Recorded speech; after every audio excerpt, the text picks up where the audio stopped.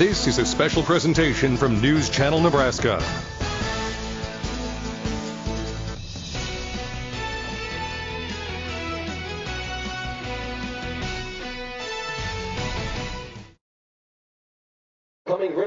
To our well, the wait is over. Football season is here. Welcome to Grand Island, Nebraska, here on News Channel Nebraska, as the Islanders host number 4 Kearney. Tonight's game presented by Anderson Ford, Lincoln Kia of Grand Island, to see their huge selection of new and used cars and trucks on Deers Avenue, proudly serving the GI, Hastings, and Kearney areas. Thank you so much for tuning in. Brandon Axmit, Andy Klassen here. Week 1 is here, and we have one heck of a game to start things in Class A. The Islanders hosting their rivals just 40 miles down I-80 in number 4 Kearney coming to town. And it does not get much better than this to start things off. It really doesn't. This is a red letter game for both of these groups. We're talking off camera there how this kind of feels like the Daytona 500 for NASCAR. It's the first game, but it's the biggest game of the year. Both teams are amped up. Both coaching staffs are amped up. Talking to them pregame. We're in for a good one here tonight.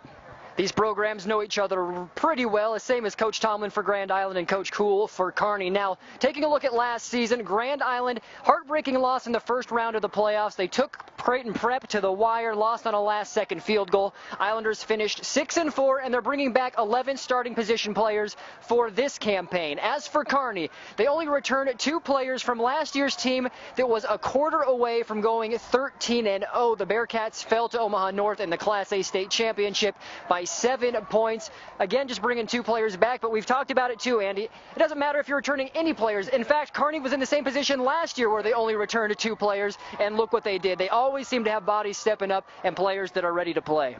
Right, all the preseason hype's over. The product's on the field now, and we're actually going to see what's going to transpire here tonight. Now, Grand Island, you say they brought a lot back. Well, still, they got to prove it. This game's not on paper. This is actually on the field now. A lot of fun to be here tonight. What a way for us to kick it off. Players you need to know about. We're starting off with Kearney. We're going with the junior running back, Miko Maisner. Now, as a sophomore, he averaged 9.7. Yes, 9.7 yards per carry. Yes, in Class A. Yes, as a sophomore. He is a speedster. He has already been offered by Iowa State and South Dakota State University. He's being talked to by the Huskers. He's being talked to by Notre Dame. This guy is electric. Grand Island is going to have to keep their eyes on him defensively if they want to try to contain him. Well, he has the one thing that you can't coach, and that is speed. And that's what Coach Tomlin talked about in the pregame was Kearney is fast. Our defensive ends are going to have to be disciplined, contain Maisner, but that's easier said than done. As for Grand Island, Cole Evans, he started last year under center for the first time as a junior. He is that dual threat quarterback. He accounted for 21 touchdowns last year. He is now in his senior year, his second year starting. And talking to Coach Tomlin, he said the development and the growth that he's seen is just the entire grasp that Evans has of this offense. It's not a matter of swimming anymore. He knows it like the back of his hand. And Tomlin is expecting a big season out of his senior QB. Yeah, he really got thrown into the mix last year. Now he's a prepared starter. He could have a scary good season. A true dual threat, as you said. That run-pass option is always at his disposal. I'm really looking forward to watching him here tonight. We're going to take a quick break. We'll be back with our pregame show. We'll hear from Coach Tomlin and, of course, kick off in just a few minutes here on News Channel Nebraska.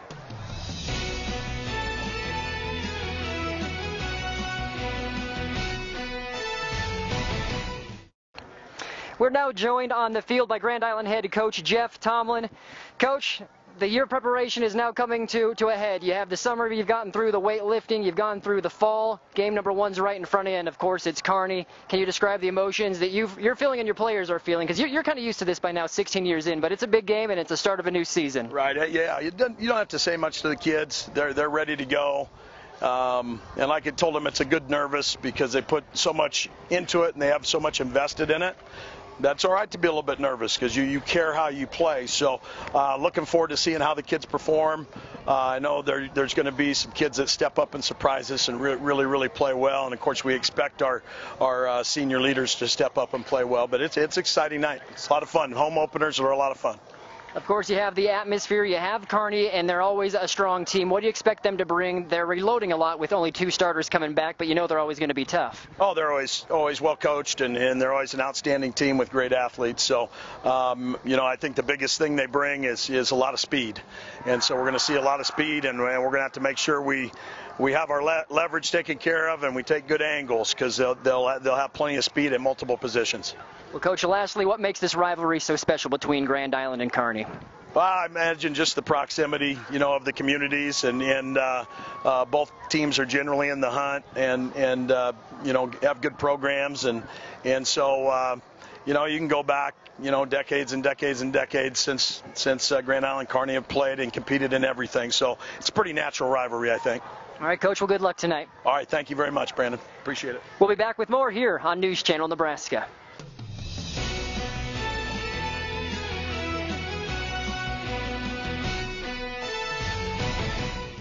And welcome back here to Grand Island Senior High. Brandon Axford, Andy Klassen with you. We are getting ready to go for Grand Island hosting number 4 Kearney here in the pregame, which is brought to you by Cornhusker Toyota Honda, Nebraska's only dual Toyota Honda dealer. Now, there's no need to drive to Lincoln or Omaha when shopping for a new or pre-owned vehicle.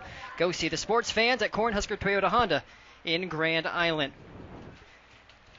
Well, Andy, we are getting ready to go here. Less than 10 minutes until kickoff. We are greatly anticipating this Class A matchup between Grand Island and Kearney. You look at the recent history. Kearney owns the series 13-4 since 2003. Grand Island had a nice little stretch from 2013 to 2015 where they won 3 games in a row, but Kearney has won the last 3 meetings as well. In 2016, they defeated the Islanders 26-14 in the regular season. Then they played them twice. They got them in the playoffs, took care of them 17-0. And the most recent contest to open the season last year in Kearney, final score was 20-16. Now that was the closest game for Kearney and the Bearcats that whole season in the regular season. Right. The Islanders came out, they played very tough, but talking to Coach Tomlin, there was a pick 6 in that game that really turned the momentum, gave Kearney the lead they needed, and Grand Island had a couple opportunities late but could not quite capitalize. Of course, Grand Island fans and Coach Tomlin hoping their fortunes will be different here tonight, but that's easier said than done. All right, I'm glad you kind of went into that over just the wins and losses. There's more to that story because a lot of those games were close games. And last year, that's just kind of how Grand Island's season really played itself out. They're 6-4, but they lost so many close games. And it started that way in Kearney last year where they had a few opportunities to pull that one off. A huge road game, rivalry game. They just didn't quite do enough. They weren't consistent enough in the fourth quarter to pull it off. Well, I had a chance actually to talk to Coach Tomlin and Coach Kuhl for Kearney earlier this week to get their takes on the preseason and what they are expecting for their teams heading into this contest. Let's see what they had to say. Well, one of the most anticipated games of the season comes in Week 1 for 2 Central Nebraska programs. Grand Island and Kearney kick off the season at the Islanders Memorial Stadium on Friday night in a game that both teams hope will serve as a springboard for success. Now, after making their 5th consecutive playoff appearance in 14th and 16 years, the Islanders return 11 starters for the 2018-19 season. Grand Island expects to be strong in the trenches with 3 returners up front in Mateo Martinez, Javier Cruz, and Eric Allen. There's also the added bonus of dual-threat quarterback Cole Evans entering his 2nd year under center after accounting for 22 touchdowns as a junior.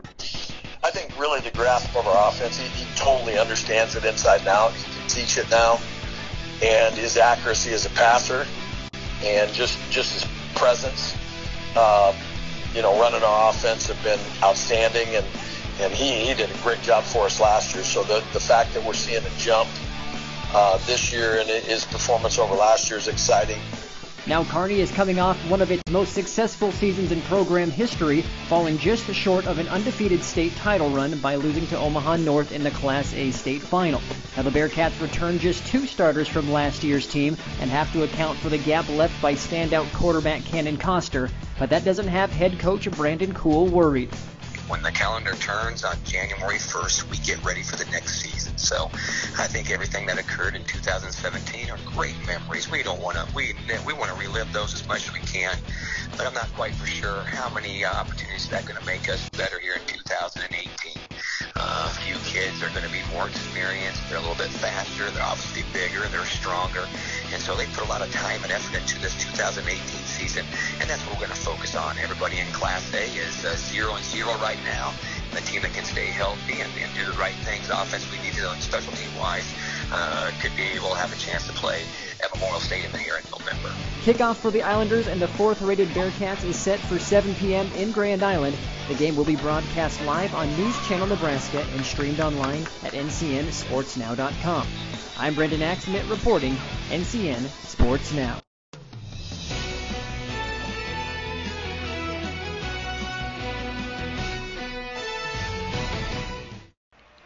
And welcome back here to Grand Island's Memorial Stadium. You see, that is actually Kearney cheerleaders. The Kearney student section as well, rocking the Islander attire as the away team is ready to go. Andy, number 4 Bearcats coming to town, hoping to start the season off with a victory.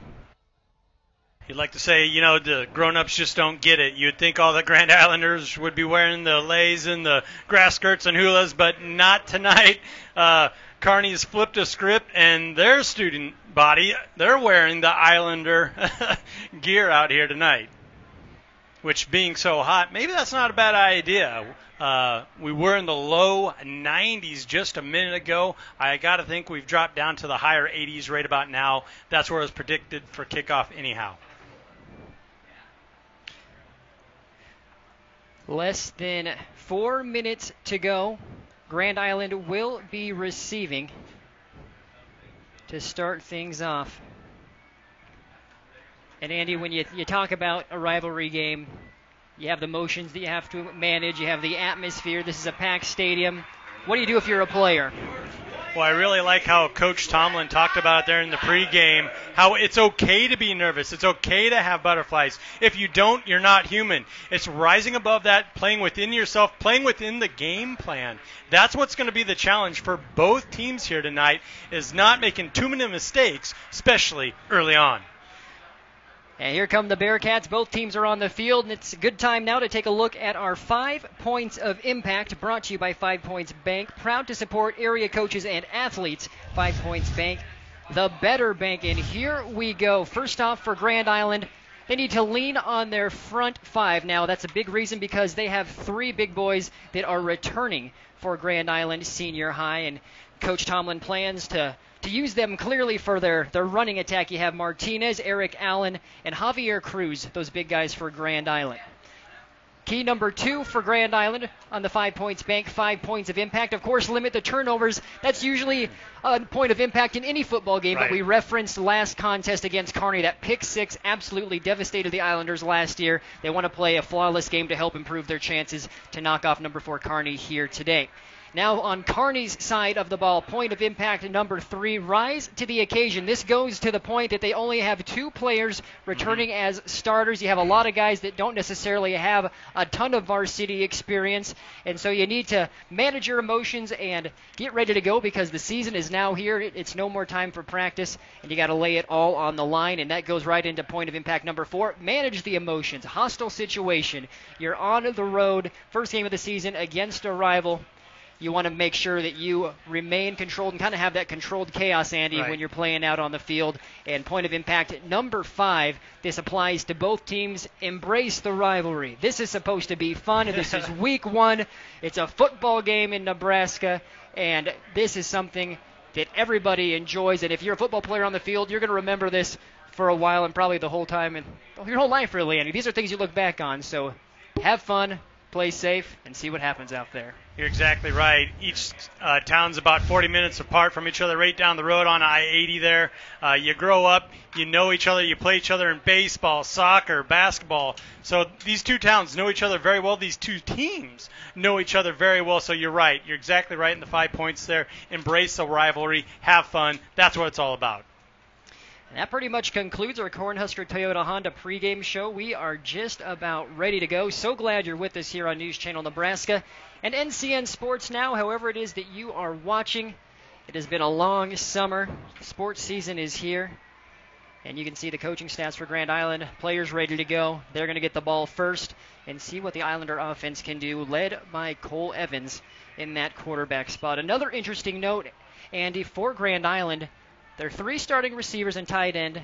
Not a single catch between any of the 4 last year. There's some new talent, right, but Coach Tomlin, he did not have any ifs, ands, or buts about it. He felt very confident in the talent that he's bringing out on the field because this isn't a team that will only run the ball. They try to do 60-40, but Evans can sling it. They like to run the spread, and these guys will be used tonight. Now, that's something I really enjoy about the Islander brand of football, especially in offense. They really spread it around. They utilize the passing game. They don't have one receiver starting with a recorded catch last year, but no worries. Should be a lot of fun. That's what all those off-season programs were about, and your point there, and the 5 points, rise to the occasion. Your moment is now if you're a young receiver for the Islanders. You can have Gabe Hines booting things away for the Bearcats, and here we go. The season's officially underway, and it goes to the up back, and my goodness. Sam Sims lays the wood down, and how about that to start the season? But we have a player down, but if that doesn't tell you this is a rivalry game, Andy, I don't know what does. Sam Sims, I was going to say he made one heck of a play on the ball there, catching it with his hands, not letting it get into the pads. Then, he just lowered the boom there on the return. That's what you'd expect from a senior, 6 foot, 205-pounder. Wow, look at it on the replay here. And that is Tristan Southwell for the Bearcats, who's being checked out by both training staffs. And that is just a hard hit to start things. Really is. You saw Southwell there kind of lower the head just a little bit, got his helmet into the pads there. That's probably what caused the little bit of the dizziness here you're seeing for the young Bearcat. So let's take a look at the starting lineups. Grand Island will obviously have the ball first. They're going to start around on their own 35-yard line. And there are the boys up front, Alan Martinez, BLB Krolikowski, and Cruz. You have Kyle Sextro at the tight end spot. Receivers Ben Riley and Carson Cahoy, Andy. Carson Cahoy actually backup QB. Coach Tomlin said he played receiver for a practice. They like what he brings to the table, so he's split out wide. You have John Riley, Timo Sykes, and Cole Evans, dual threat quarterback. On the defensive side for the Kearney Bearcats, Worley Christensen, Kowalski, Meisner, Hageman, as well as Brush in there, and you have your 4 DBs in Miller, Masters, Skiles, and Rich. And right now, we still have Southwell being checked out.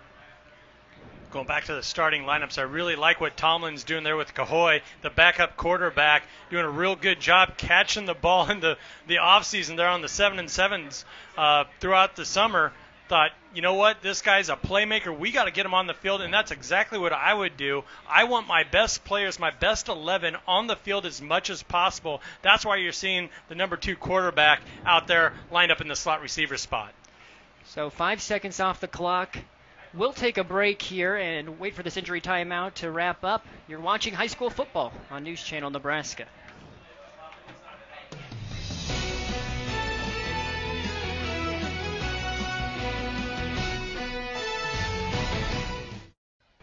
And welcome back here to Grand Island. Currently in an injury timeout from the kickoff. 11:55 remaining in the first quarter. Grand Island will start on their own 35. During this break in the action, we'd like to remind you the Buffett Institute is reminding you if you are a community or business leader who cares about child care and early learning, there is an event for you. It's happening in Kearney on September 17th. And you can register today for the Buffett Institute event in Kearney on September 17th for those interested in child care and early learning. Brandon Axum and Andy Klassen with you. Game number 1 of the season. Right now we have a Kearney player down on the kickoff. It was a hard hit. The kick went to Sam Sims, the up back. He fielded it at about the 20, and he pretty much just ran straight forward. And he ran right into the player in front of him, and it was a hard collision. Again, it's Tristan Southwell. He is a 5'11 junior. Currently down, and we have both medical staffs out there. You see Cindy Wells, athletic director for Grand Island as well. Coach Cool is out there. Yeah, not the way you want to start the season here. If you're either squad here, you want to take care of each other, but unfortunately this is just part of the game. This is part of football.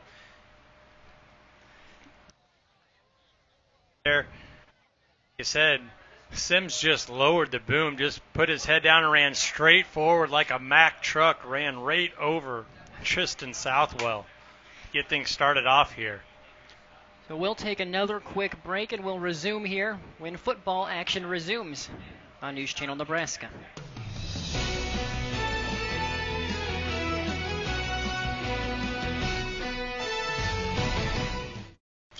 And welcome back here to Grand Island, still in an injury timeout as we're having medical personnel on the field just 5 seconds into this ball game between Grand Island and number 4 Kearney. During this break in the action, we'd like to remind you that Central Nebraska Orthopedics is helping make this game possible. From advanced surgical techniques to sports medicine expertise, Central Nebraska Orthopedics is dedicated to the motion of life.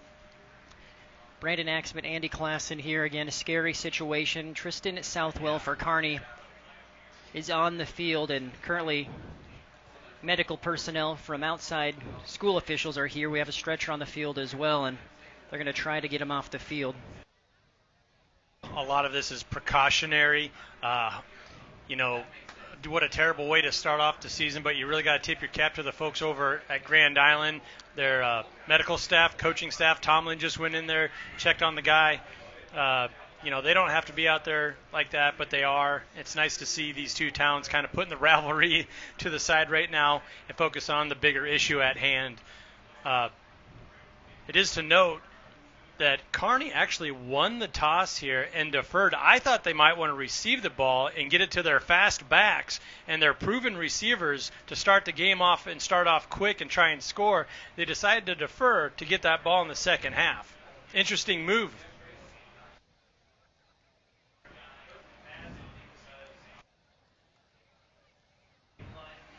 And we'll take another look at the hit here again. It was a hard hit, and this is something, safety is such an emphasis in football. You see Sims, he goes straight forward, but you see right at the last second, the head kind of dipped, and you see the collision. And it looked like there possibly could have been even some helmet-to-helmet contact, and that, of course, is what we're trying to avoid, and what you're trying to avoid is you even see the NFL, of course, looking at ways to make this game safer and an opportunity to learn in terms of tackling and how you want to avoid collisions with the head, of course, Andy. Exactly, and you saw Sam Simser, the ball carrier. He actually brought his head up and kind of led with his chest, and then you mentioned it right there at the end there. Southwell kind of dipped his head down into the shoulder pads, those hard plastic shoulder pads, and I think that's what really kind of hopefully just rung his bell a little bit, and a lot of this is just precautionary measures. But, yeah, what a terrible way to start the season off here.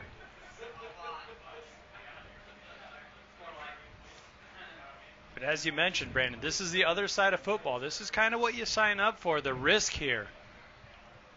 No matter how much you want to avoid these type of injuries, every once in a while they're going to crop up. Well, and now Southwell on the stretcher, and he's getting an applause from both sides of the field in terms of the fans. Standing ovation by both Kearney and Grand Island fans.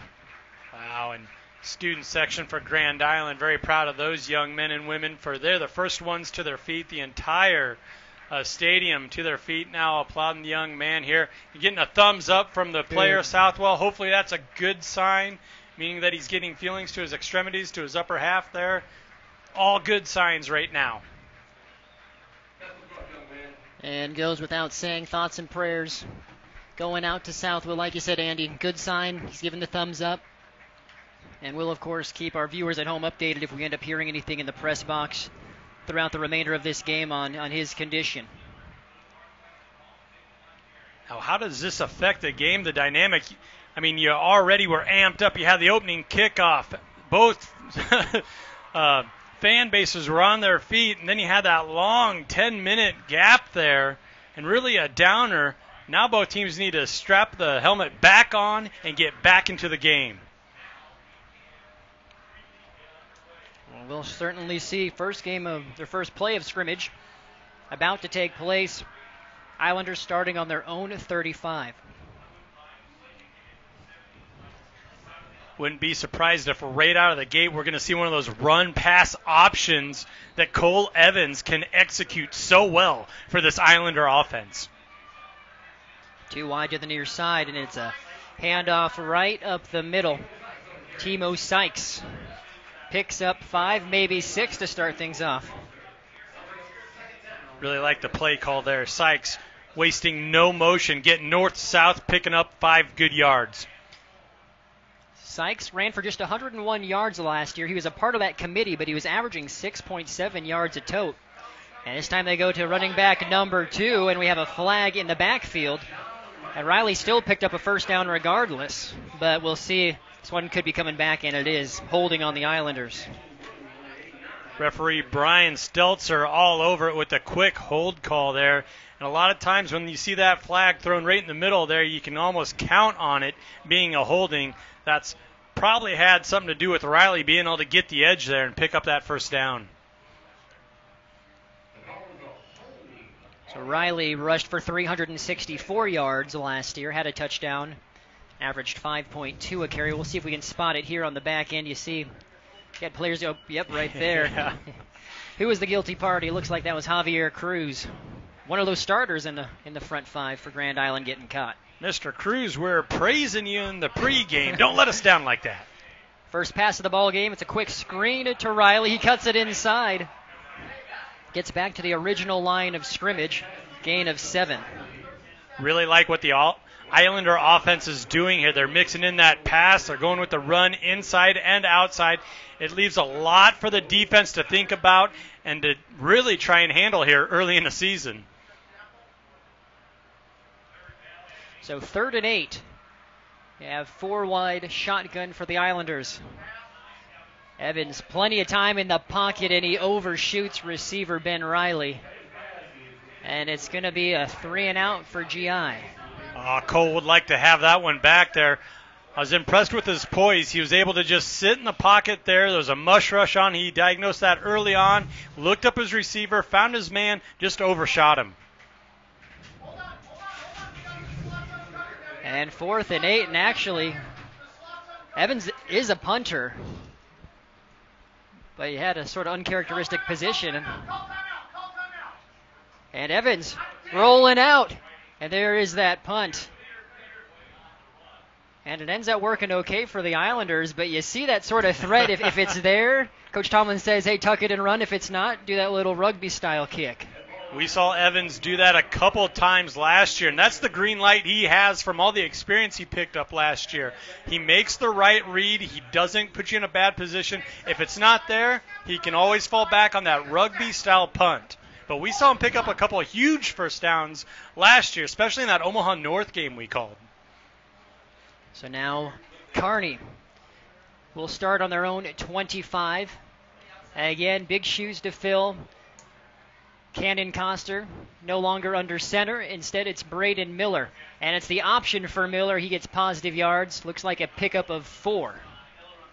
Really nice play there by Miller and decision making. I was going to make note how the Bearcat offense really spreads you out. You saw the 3 wideouts really spreading out the Grand Island defense.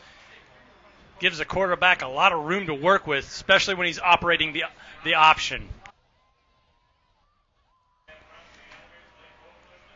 Gun for Miller.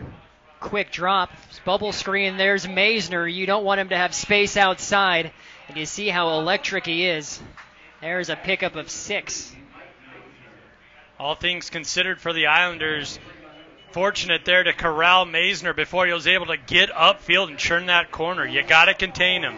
Here are the starters. You have the boys up front for Kearney: Brugman, Garlitz, Warner, Weidelt, Hurta, and Stroh. Your receivers along the Larson, Rich, and Masters. And there's Maisner, the I-back, and Braden Miller, the QB. As for Grand Island, they run that 3-4 front. Martinez, Rodenbush, Rodriguez, Sims, Holfeld, Francel, and Wemhot in your linebacker spot. And again, a lot of inexperience, in the secondary for Grand Island. There's another quick throw. And again, as Maisner picks up about 4 more. Really like what Braden Miller's doing with the football. Excellent decision-making early on here. Spreading the ball around very well. Instant replay brought to you by Great Western Bank. Here as it is now 2nd and 4 upcoming.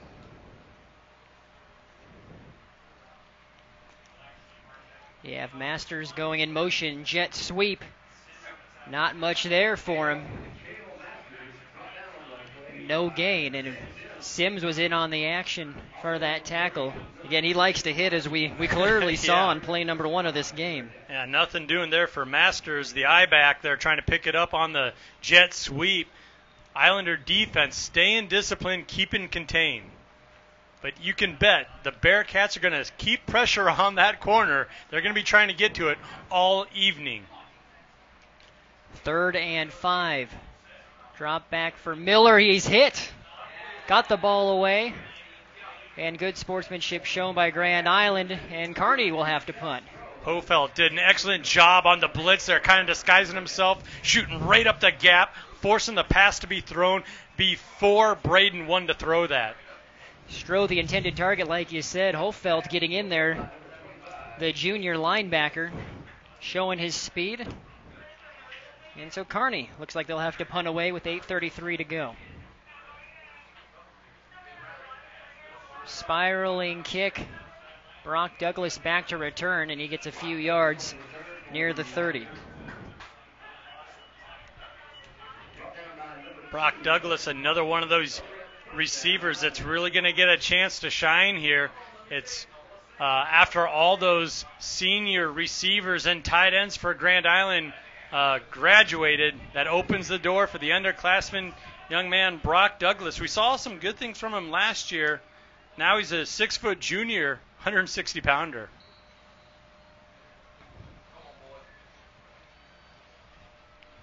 And you saw that the Islanders start off good on their first drive. A holding penalty put them in a hole, and they were forced to punt on 3 and out. Now you have 4 wide. Motion across by Sykes. And there's the Reed handoff up the middle to Riley. Not much there. Looks like they may give him 2. Bearcat defense making a really good adjustment from the first drive to the second here, keeping their eyes on the fullback, on that I-back, not losing them in the motion behind the line of scrimmage.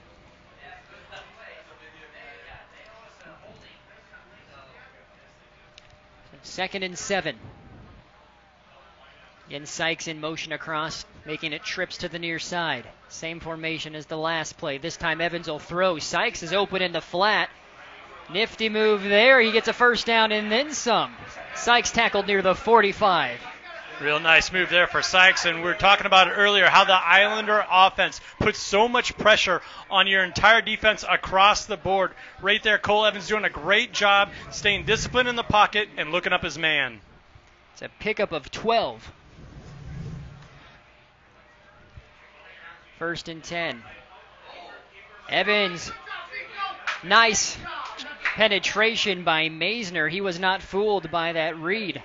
Real good job by the Bearcat front there, kind of collapsing that first read. I thought Evans wanted to hand it off, but it just wasn't there, so he got stuck with the keeper.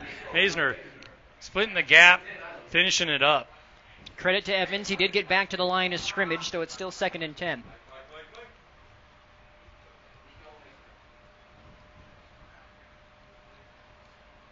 Sykes once again motions over. Riley bubbling out. Evans hit and connects.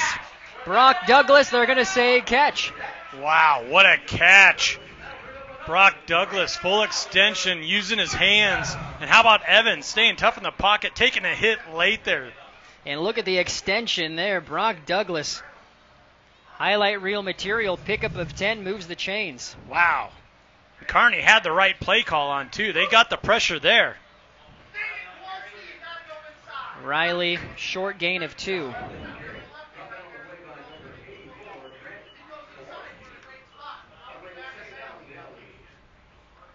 Grand Island in Bearcat territory here, 2nd and 8, ball on the 40. And I thought that last second down really opened the door for that last third down. You had 4 wide, but Grand Island still ran the ball with 4 wide receivers. And off to Riley again. He's tripped up. Actually might have lost a half a yard. But see, that's setting something up on down the road. You have 4 wideouts, but you still have all the linebackers and free safeties focused in on the quarterback and the running back thinking it's still a run. when Evans pulls that out and then looks to the receiver, sometimes those defensive backs get caught peeking a little bit. A lot of these plays are just setting things up for on down the road. 3rd and 9 here, just under 6 minutes to play in this opening quarter. Evans with time. Lets it fly to Douglas, who's double covered. Doesn't matter. And they're going to give him another first down, pickup of 11. Wow, you saw Corbin Foster, the 6'1 senior safety, getting over there for the double coverage. He was all over Douglas, but Douglas having himself a ball game here so far. 6'1", 160. He's making plays out there on this near side. He really is, and Kearney has made the adjustment. They're leaning over towards his side, getting the double team on him to no avail.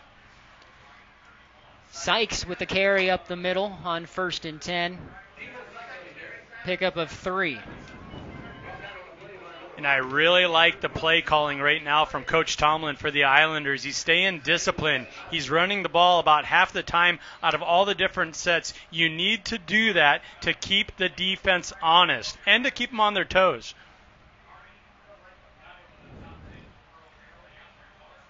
Second and 7. Again up the middle. Big carry, and the first carry for Caleb Franzel. Maybe give him the ball a little bit more. He's ready to go. Well, that's what you're talking about, Brandon, in the pregame. When you have 3, 4 running backs at your disposal, you can keep everybody fresh. You saw Franzel there with a head full of steam, wasting no time getting north and south, getting upfield. Pickup of 16. 1st and 10 on the 14. Islanders putting together a nice drive here. Keeping it on again. Franzel finds the seam. He's pounding. And he's tackled at the 1-yard line. A pickup of 13 for Franzel. Really like how Franzel's seeing the hole right now. He's sticking his foot in the ground. He's getting north and south. He's not wasting any motion, not juking, jiving. He's just getting right up the field. And you can tell he is energized. And he's not tired at all. You know, I'm kind of hot and sweaty up here. Not Franzel. 1st and goal to go from the 1. 3rd time in a row to Franzel. 3rd time's a charm. The Islanders striking are on the board here, 6-0. With 3 straight carries by Franzel, and he pounds the rock in. Really glad for the young man there that they stuck with him on the 3rd run right in a row. Their offensive coaching staff for the Islanders paying him off with the touchdown. And the Islanders strike first, 6-0.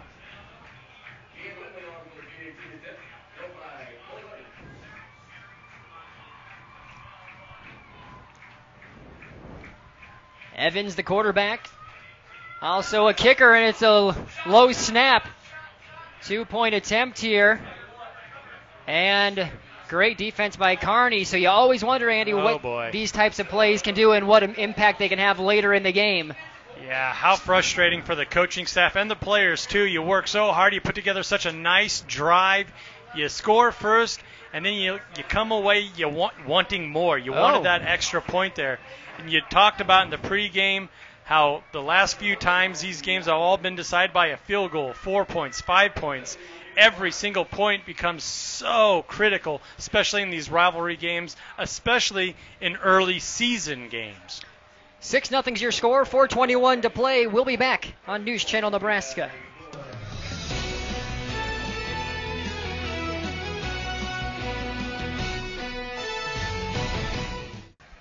Welcome back here. Grand Island caps off a 70-yard drive with 3 straight carries by Caleb Franzel and the junior. Racked up about 30 yards in those 3 carries, and, of course, capped it off here with this 1-yard punch-in. Very impressive running attack for the Islanders, using all of their running backs, and Franzel with a real nice 3-run spurt there to finish them off and get the touchdown. Well, what did you see in that drive, Andy? It was long, it was sustained, and Grand Island stuck to what they wanted to do, and they ultimately dictated the tempo there. You know, except for right at the end there, it was mistake-free. Their first drive was promising. They had a couple first downs going their way, and then they got that holding call that set them back, put them behind the sticks. And when you talked about as one of your 5 points, who's going to make the least amount of mistakes, and that's going to come up huge. I think the Islanders have a lot of good things going for them, but they're still making a few too many mistakes. Quarterback Evans to boot this one away. Low little squib kick takes a nice bounce for the Islanders, and Grand Island will take that. Masters slid and fielded it, but in high school you're down when your knees are down, and so they have about an 89-yard drive to go. Cale Masters taking the conservative approach there. He didn't want to let the ball get any deeper there towards the goal line. But yeah, when your knee's down in high school, that's where you're down at.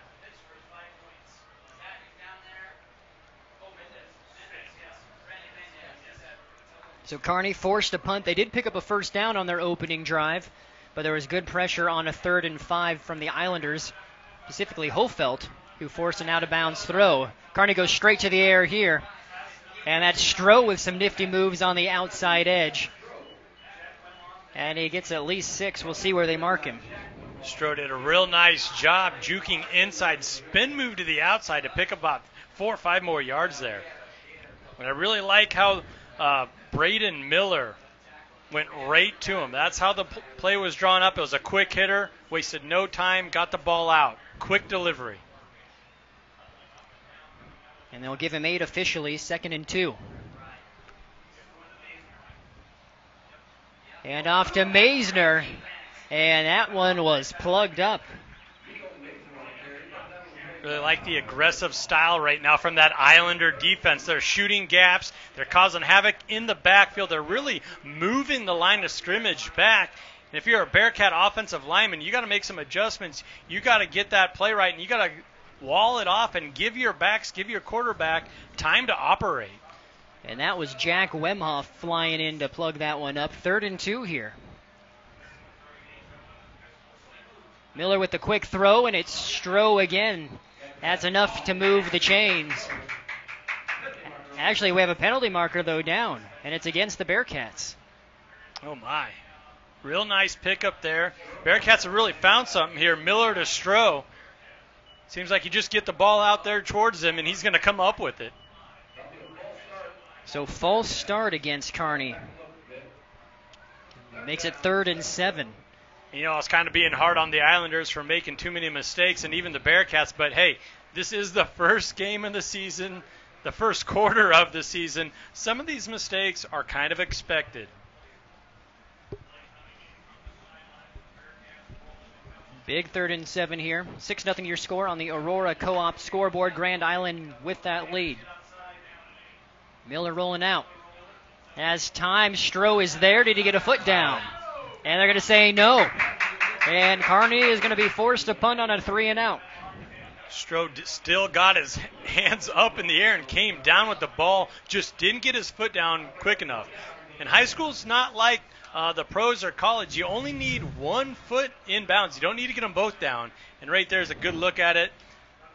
Foot clearly on the chalk line. Good call by the officials. Instant replay made possible by Great Western Banks in Grand Island, Kearney, Hastings Holdridge, and Broken Bow. Hometown bankers empowered to make fast decisions so you can be greater with Great Western Bank. Here's the punt fielded by Douglas Wright at the 50. And he gets a couple more yards. Grand Island will start on the Kearney 46. So a short field upcoming here for the Islanders. Trey Rodriguez, the gunner for the Bearcats, doing an excellent job keeping his blocker with him and then extending out and making the tackle. Not an easy thing to do on special teams.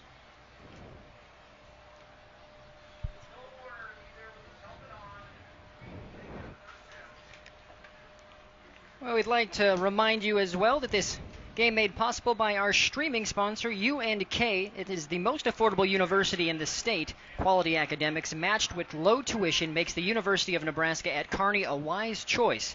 Apply today and start making a difference. Visit unk.edu.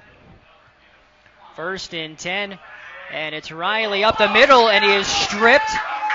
And Kearney says they have it. We're going to wait and see. And Kearney with a huge play there. Officials say it is Bearcat football. And here's another look at it. Going down, and it's ripped out. It is. That is a great strip by Corbin Foster making the play. Foster doing an excellent job rolling up from his free safety position there and getting involved with the play, getting his hands on the ball, making an opportunity for the defense, getting the takeaway. Huge play for the Bearcats early on. And coming right off when they were forced to have a 3-and-out, Grand Island had a great opportunity to hit Kearney in the mouth. But now instead the momentum back with the Bearcats. There's a pitch to Maisner, and he has plenty of room on the outside. Pickup of at least 6, and you see that speed. When he gets out in the open field, it's a scary thing for opposing defenses. It really is scary on that toss play there, and Jacob Larson, the senior wide receiver, really made the block there in the backfield that sprung Maisner, that made that corner available.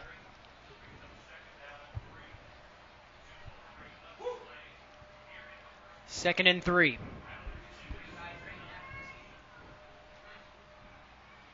There's another pitch to Maisner on the near side. He'll get the first down. Tackled near the 40-yard line. And there you see what momentum can do for you. 2 plays later, first down, Bearcats. Everything was going the Islanders' way. Came up with a big stop just coming off of a score. Turnover happens. Now you see Lady momentum is all on the side of the Bearcats right now.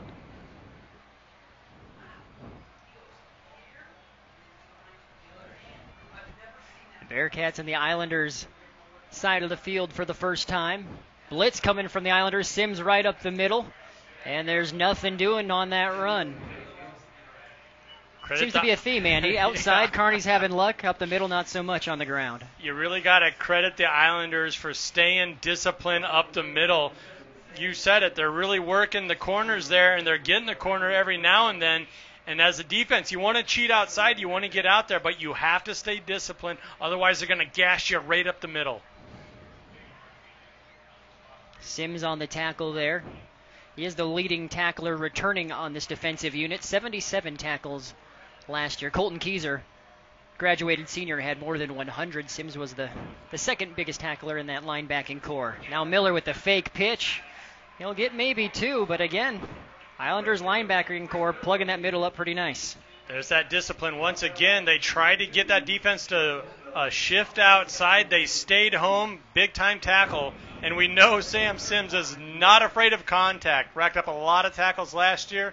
Started things off in a very chaotic way this year with a big-time hit on a kickoff return. 3rd and 9, time winding down here in the first quarter.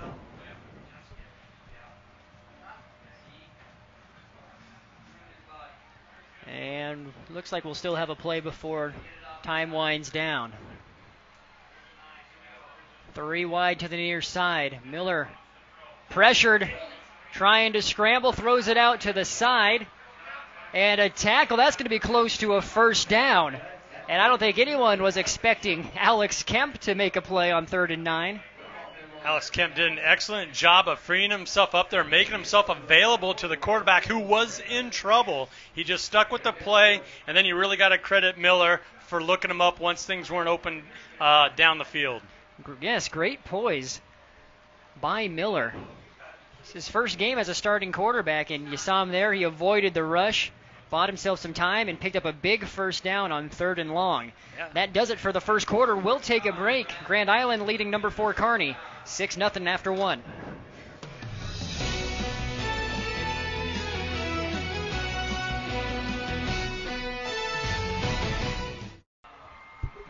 And welcome back here. Just getting ready to start the second quarter. We have a flag pre-snap. So still waiting to start the second quarter off. Brandon Axmit, Andy Klassen with you. Grand Island leading Kearney 6-0. Caleb Franso punching it in from 1 yard out. Grand Island after that forced a 3-and-out for Kearney.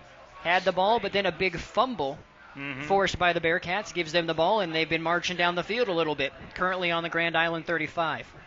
Really a linchpin of the Bearcat defense past couple of seasons. Very opportunistic, creating a lot of takeaways. Another flat. And we'll see who it's against.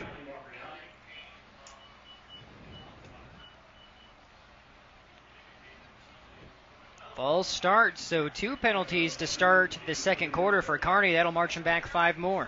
Well, you saw what head coach Brandon Kuhl wanted to do coming out of the break. As soon as that ball was set down by the umpire, he wanted the ball snapped and to try and catch the Islander defense kind of lallygag and not ready for the play. Well, the Bearcats weren't ready for the play. They actually got the false start. Now they got another one to back that one up. Now you're looking at a 1st and 20.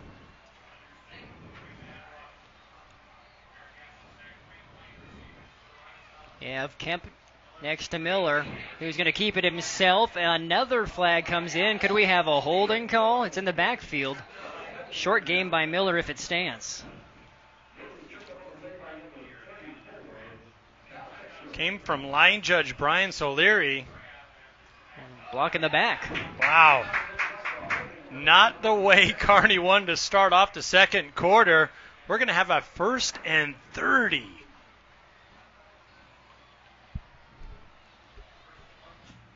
Got to be thrilled if you're Coach Tomlin and company.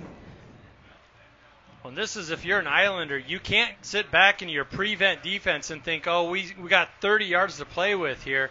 You do that, you kind of prevent yourself of running your normal defense that's been working for you. You accept the penalty, you keep your base in, maybe have your safeties take another step back just to keep everything in front of them. But I'm a firm believer you got to stay in your base defense regardless of some of these situations, because it's the base defense that got you here. So that puts Kearney back in their own territory. Ball on the 49.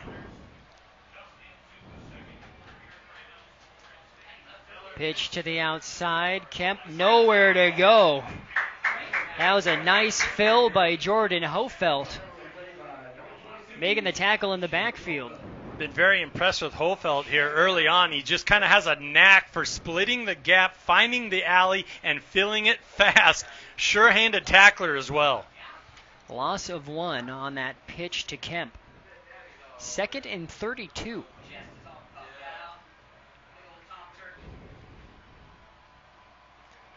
Play action.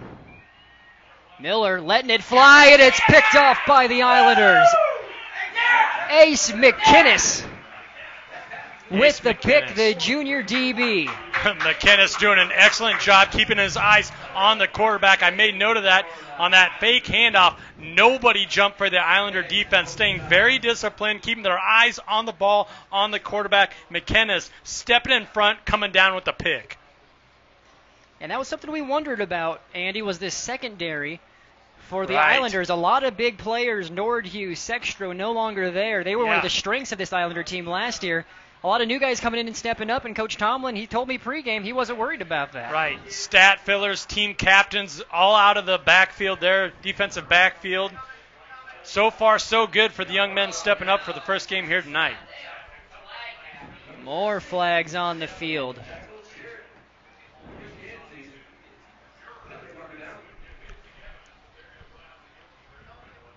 Wait and see the call here, but the Islander faithful in front of us thinking it might be a little bit of a makeup call here. There has been a lot of flags. And it's a personal foul, face mask against the Bearcats. Well, as we mentioned it earlier, usually when you see that flag thrown right in the middle of it there, a lot of times you're going to get a holding. This time it was a face mask on the Bearcats. What appeared to be a real good team tackle, players rallying to the ball for the Bearcats. Someone got their hand in there, and we saw it off the first play of the game. Officials, coaches put a lot of emphasis on player safety, especially up around the head area.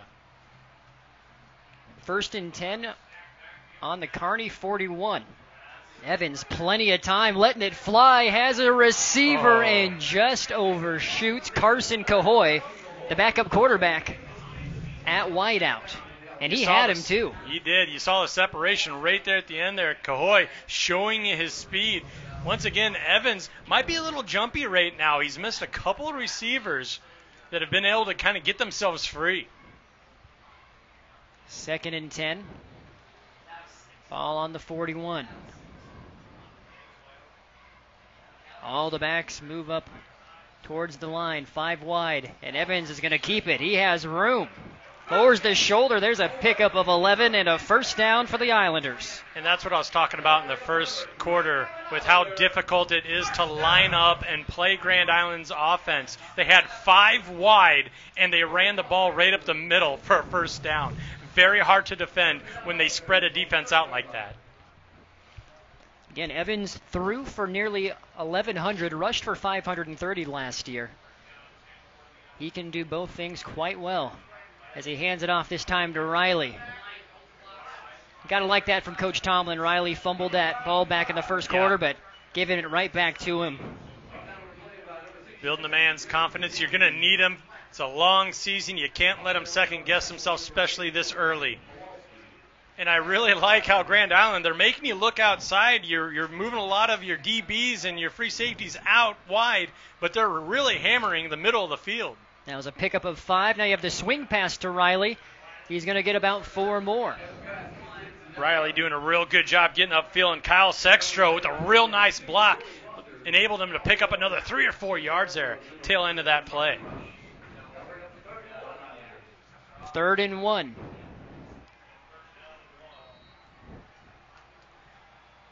You have Ben Riley split out to the near side here. Riley right up the middle. Hit right near the 20. That extra effort might have gotten it for him. We'll see where they spot it. Far side line judge might not have had it. The close size bottom of your screen, the line judge had it by a yard and a half. Good tough running up the middle for Grand Island. 1st and 10, ball on the 20 for the Islanders. Keeper for Evans. Looked like it might have been a broken play, but the senior quarterback making something out of nothing. Pickup of 6. I think you're right there, Brandon. I believe that was a broken play, but as soon as Evans pulled back, it froze the entire defense. They didn't know which way it was going to go. Cole Evans doing the smart thing, just getting upfield, picking up what he could.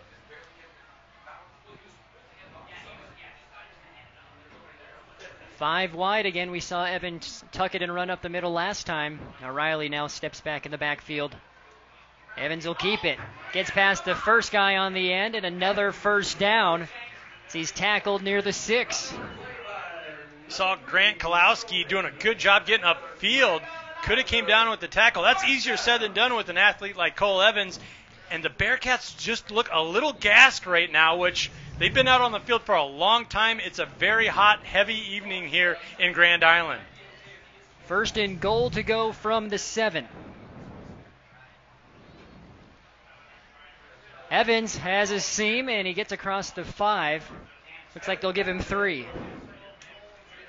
Don't mind the decision there by Evans by just cutting it upfield there. It looked like they might have been able to get the edge. He did not want to string that out. He just wanted to get the guaranteed yards. It keeps the sticks moving. It gets them in a really comfortable 2nd and goal. I like the decision making from Cole Evans so far.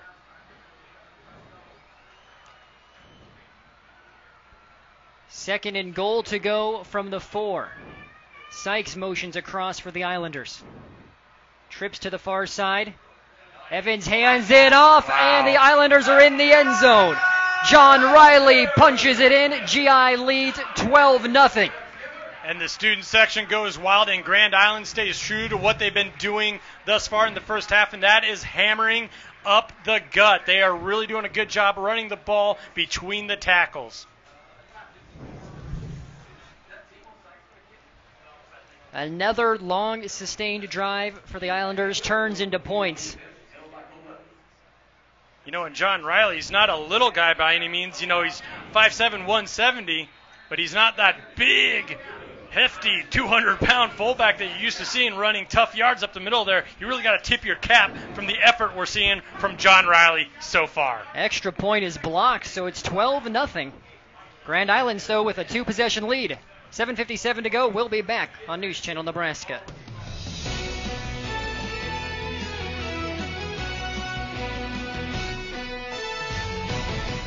Well, here's another look at the extra point. Not enough on it, and you see Strode knocking it down. This was a worry for Coach Tomlin coming into this game was the special teams play. You had a 4-time starter and All-State kicker Right. and Brian Covarrubias. He's no longer here. And you're seeing some of the bugs early. 2 extra points that were not able to be converted. And you always wonder how that could impact a game later, as there's not much of a return here for Kearney. Right, and another shaky kickoff there. I don't believe the squib kick is what they dialed up. Now, Kearney wasn't able to get on it and move the ball upfield, but still, you like to see a ball kind of carry in the air and allow your cover team to get down there and contain.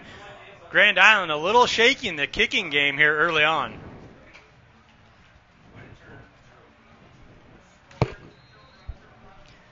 Kearney, though, still looking to get some offensive momentum. They'll start things on their own at 23.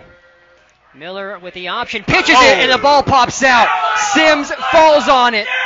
Miller is down, and the Islanders are rolling right now. My goodness. Wow, what a well-timed hit. Look at the linebacker, Phil, right here, right on time. And Miko Maisner is still down.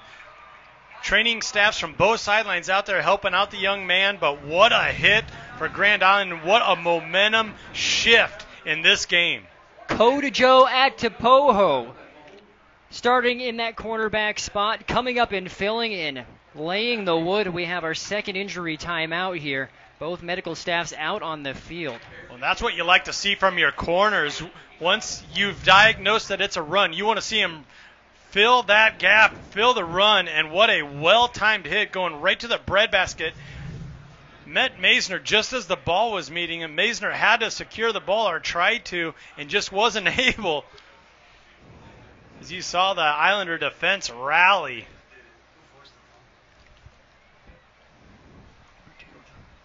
And a big-time hit. We're going to take another break. 12-0, 7:45 left to go here in the half.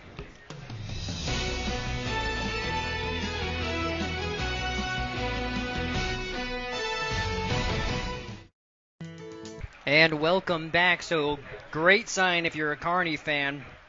Miko Maisner able to walk off the field. Of course, you never want to see anybody hurt, but your heart goes a little bit up in your throat when you're knowing your leading rusher was on the ground.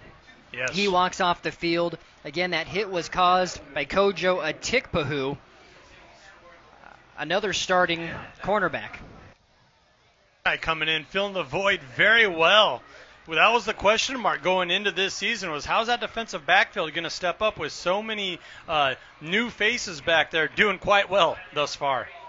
So they give the ball to Riley, who gets a second effort.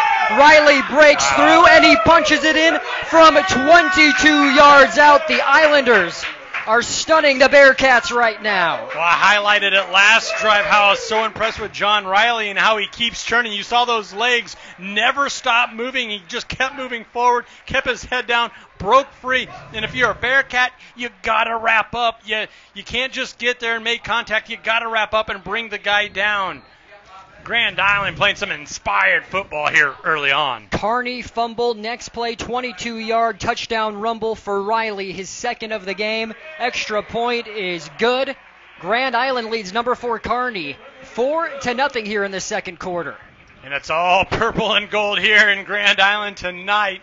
They've had some really good offensive drives. The only time they stalled was on that first drive where they got a holding penalty. They cleaned that up. Now you're seeing 3-4 real nice sustained offensive drives in a row. And let's talk about their defense a little bit. They're doing a real good job containing the Bearcats, kind of taking away their swing game. We'll go back to the containment. You know the Bearcats of Kearney are trying to get to the edge. The Islanders doing a good job taking that away right now.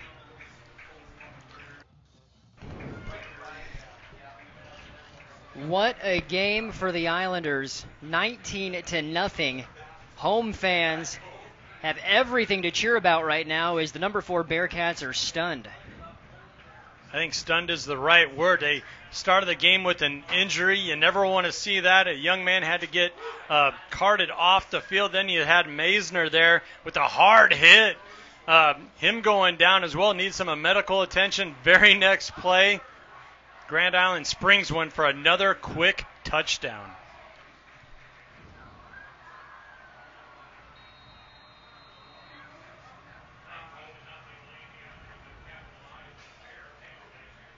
Another squib kick off the kickoff. This time Kearney was ready for it. Real nice return there.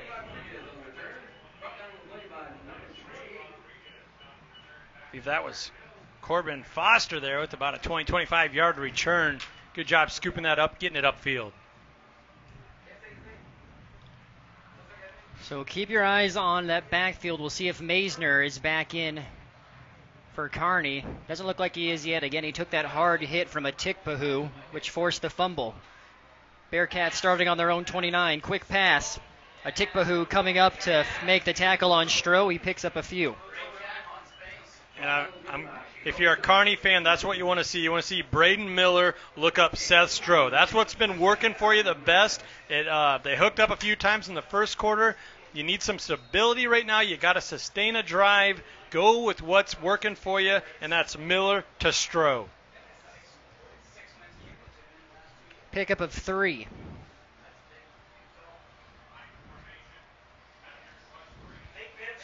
There's the fake. Plenty of time for Miller. He's getting pressured by Sims. Throws it behind his receiver. Tough play there. As you saw, the pressure once again. Sam Sims getting in the backfield in a hurry, making it very difficult for Braden Miller. And that's really tough because that was a slow developing play. And a lot of times when you're trying to maneuver something like that, you're going to have pressure coming your way. 3rd and 7. Bearcats desperately needing something here. Not exactly the position they want to be in, but this is a manageable 3rd down. Pressure off the edge. Miller forced to throw it quickly. A Tikpahu. Press coverage. And it's not going to be enough for a 1st down, I don't think. Tikpahu did a really good job coming up and not allowing Seth Stroh to advance that ball. Whether it's a Tikpahu on the far side or McInnes on the near side, Stroh has about 4 or 5 inches on each of those corners. That's why you're seeing Kearney kind of lean on their passing game here. That's the matchup that they have. That's the matchup that they're trying to exploit. So Kearney looking like they may go here. You have to be careful also to get drawn off sides if you're the Islanders. Pretty gutsy call if the Bearcats do go for it here. Ball on the 38. And they wind the clock down and take a timeout here with 5:51 left in the half. Good discipline there from the Islanders, especially the big lineman up front, not jumping, not going for Braden Miller's phony call.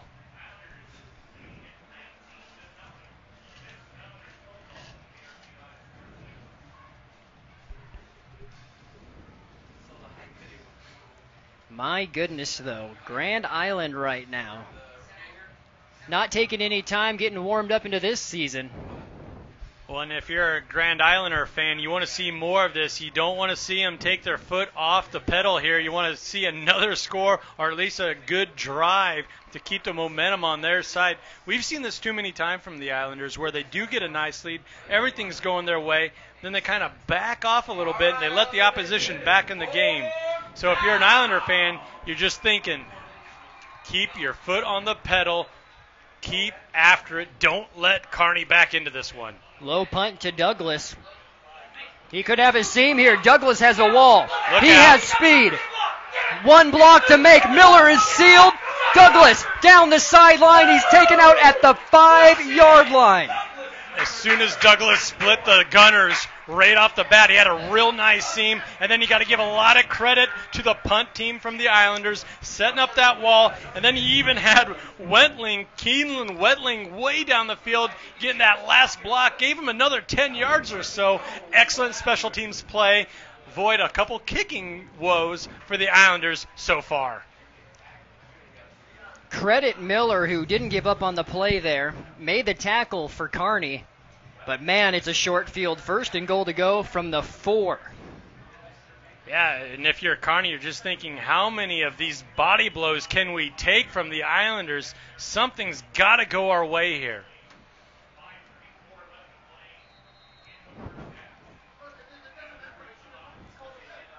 Following the huge punt return, Islanders start from the 4-yard line. And Riley will pick up a couple. I was going to say, and guess who? John Riley once again going off tackle. We're talking about the players being disciplined for the Islanders. I really like how the coaching staff is staying with that running game right now. Not getting too fancy, not trying to make Evans do too much, and they're staying with what's working.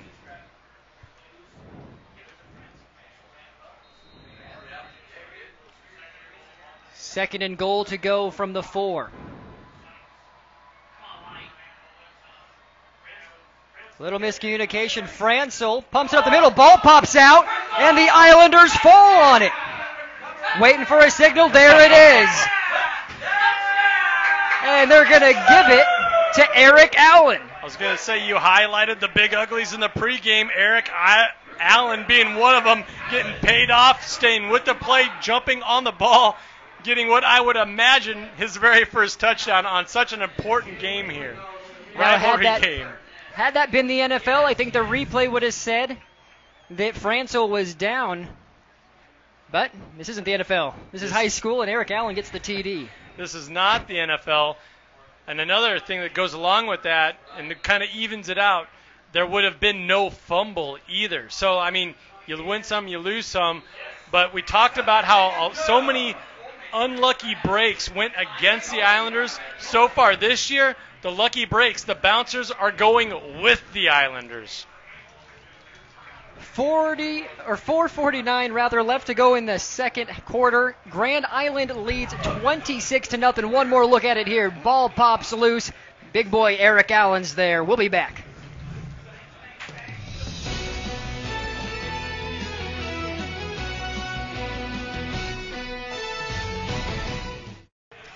Welcome back. Grand Island leads 26-0 over Kearney. Brandon Axman, Andy Klassen with you here. We're under 5 to go in this first half as the Bearcats brought down near the 25.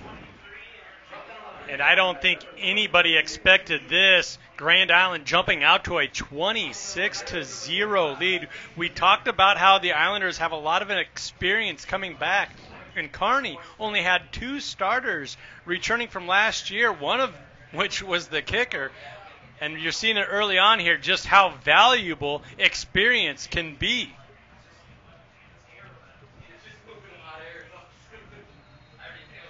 What a game here in this first half. We still got 2 more quarters plus to go. Right, and even though the Islanders have had a couple lucky breaks go their way, they have been the more disciplined team and the more aggressive team. They are definitely the aggressor right now. Carry up the middle, nothing doing for Miller.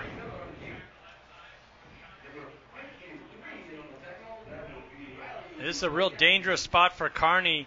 You want to come away with a positive drive here. You don't necessarily need a score, but you want to pick up a couple first downs, stop the bleeding, kind of take some of that momentum away from Grand Island, settle things down here as you were entering into the second half. Still trying to see if Maisner is back out on the field for Kearney. I haven't seen him yet since that hard hit a couple drives ago. Miller on the option, cuts it up. Sims on the initial tackle. There's a pickup of about 6. Great Miller doing a real good job there with the quick decision, putting his foot in the ground, planting it, and getting upfield there, picking up a couple tough yards. And this gets them where they want to be, where this offense wants to be. 3rd and 5, 3rd and 4, a manageable situation. We've seen it too many times thus far for the Bearcats, where they get behind the sticks due to penalty, a sack, whatever the case may be. But 3rd and long, that's not really a good way to go for any style of offense.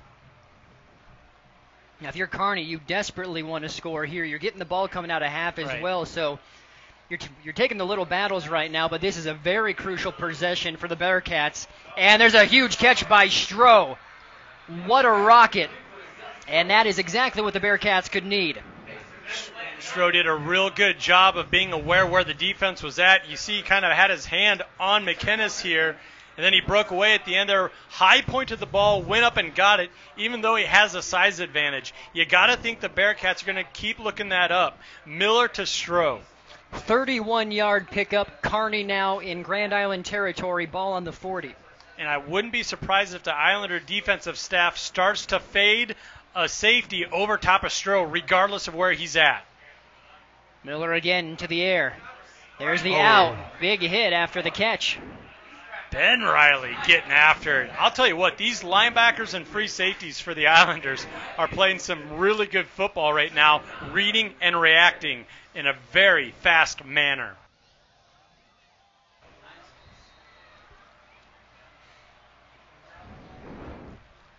So catch by Braden Rich. Just a pickup of 1. Yeah, and you thought Rich was going to have a little bit of room to work with there, get upfield a little bit, but the Islanders closed in on him quick.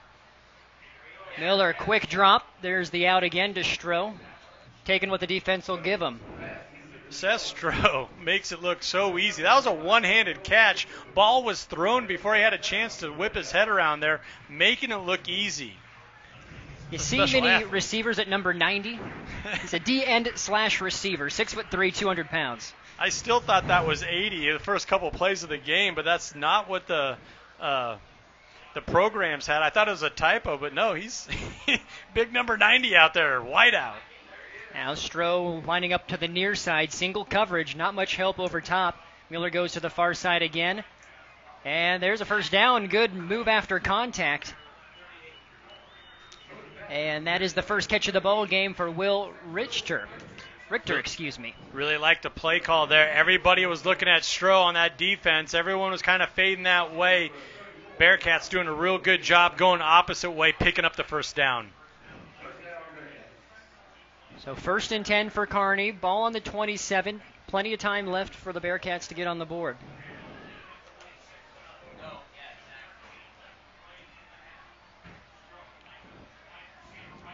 We have a flag in the backfield. This play will be blown dead.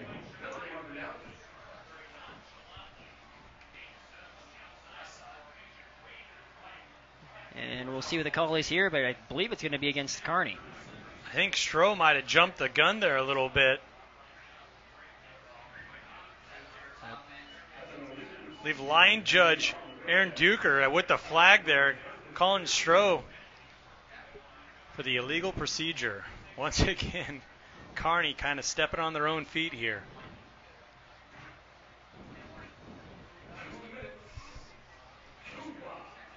We're under 2 to play. 1st and 15 after the penalty.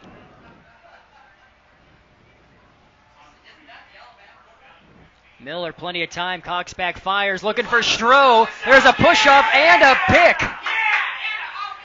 INT number 2 for the Islanders. INT number 2 for Ace McInnes. Now to do the math, McInnes is 5'8", Stroh 6'3", and he's only given up about 60 or 70 pounds. And only giving up 6 or 7 inches.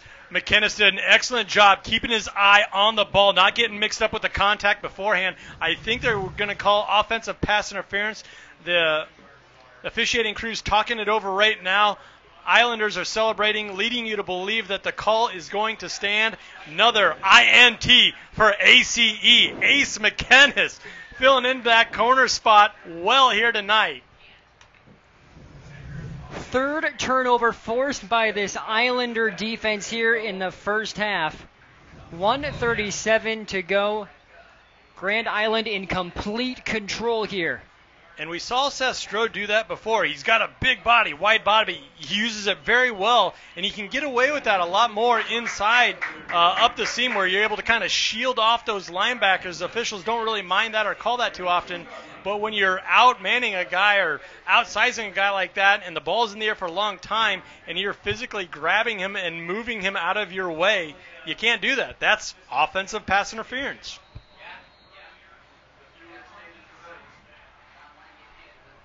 So still a situation the Islanders need to be careful about. They're pinned very deep in their own territory.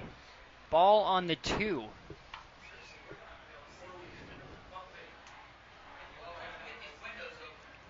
.137 to play. And Evan just hands it off up the middle. And those legs keep moving for Francil. He'll get a couple. Really like the the demeanor of these Islanders back, keeping those wheels turning. And the Bearcats, they got to wrap up. Just getting there isn't enough. You got to bring the ball carrier down.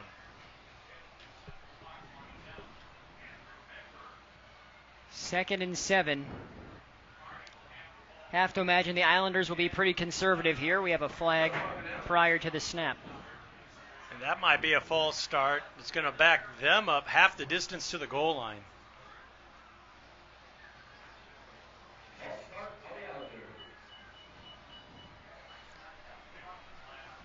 Half the distance to the goal, like you said, Andy. 1:01 to play.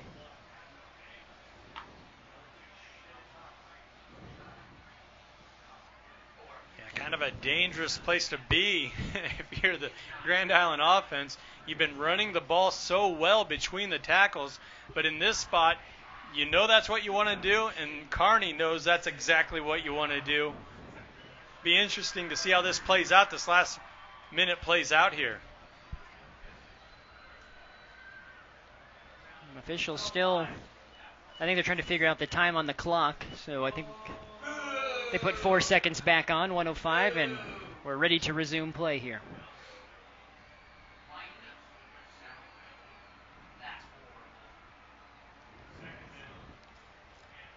And Francel back there with Evans. There's the handoff.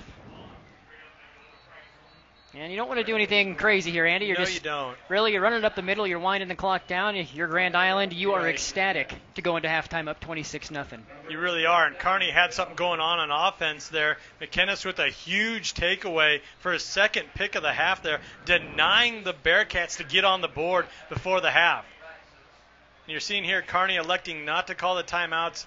They just want to get into halftime to cool off, get some Gatorade in you, redraw it up, regather yourself. This isn't an unclimbable mountain, 26-0. You got to remember it's 26-0 because Grand Island kind of left the door open by missing 2 of those PATs. Nice carry by Francel. That'll be enough for a first down. Pickup of 8, and that should do it for this first half. I would imagine the Islanders would just go ahead and kneel it or just do a run right up the middle here. You don't want to get too cute with a turnover, a pick six, or something like that, and let Kearney back into the game before the half here. Everything's going your way, and that's exactly what Grand Island's going to do. They're going to go into halftime up 26-0.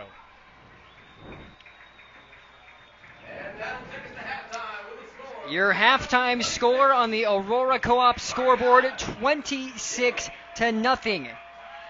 Aurora Cooperative, go green with E15 and fill up at your nearest A stop today. What a scoreline. Grand Island is absolutely shocked. Number 4 Kearney right now as they head into half with a huge lead. We'll be back with the USAVE Pharmacy halftime show. You're watching News Channel Nebraska.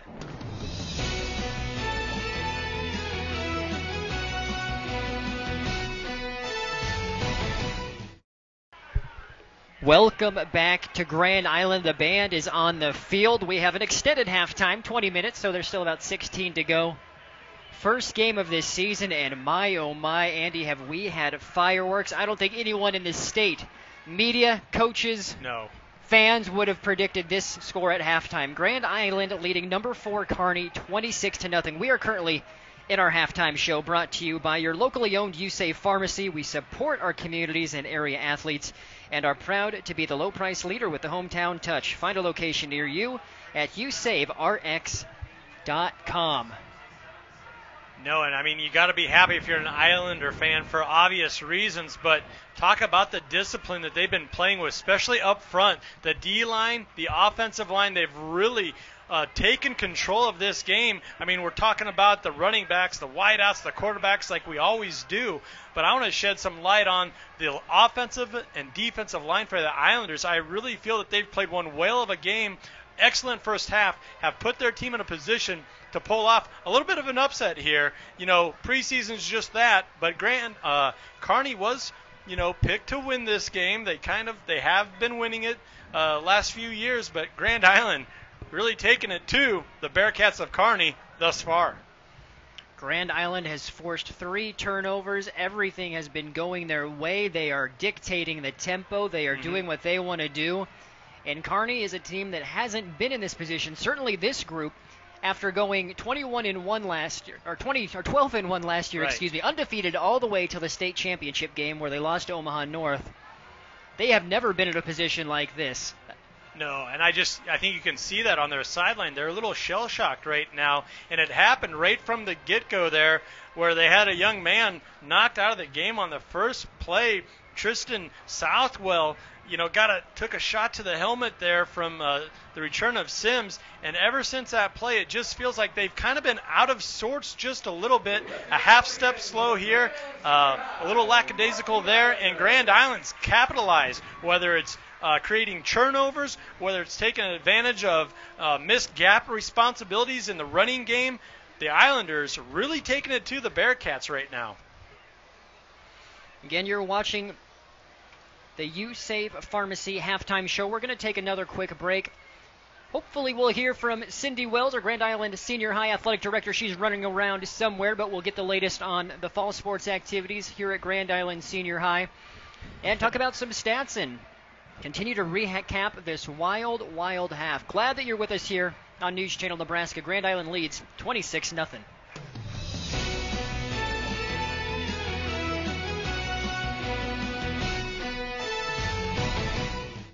Welcome back here to Grand Island Senior High. Currently at halftime, 26-0. Brandon Axman, Andy Klassen with you. If it's 26-0, that means there was some scoring going on. Let's take a look at some of the highlights. We'll show you all of the action from the first two quarters, and it did not take long, Andy, for this game to get going. In fact, first play of the game, this is the kickoff. Sam Sims, your linebacker, he can carry the ball too.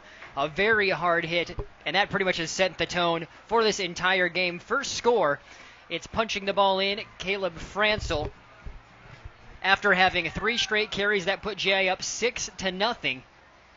And this was a chance where we thought Kearney was going to get back into it. After going 3 and out, Kearney forces the fumble. They get the ball back, but they are unable to capitalize on it. Big reason why. Great secondary play, great all-around play by this Islander team. Ace McKinnis, that is one of 2 INTs he would have in the first quarter, or the first half rather. It sets up this John Riley INT.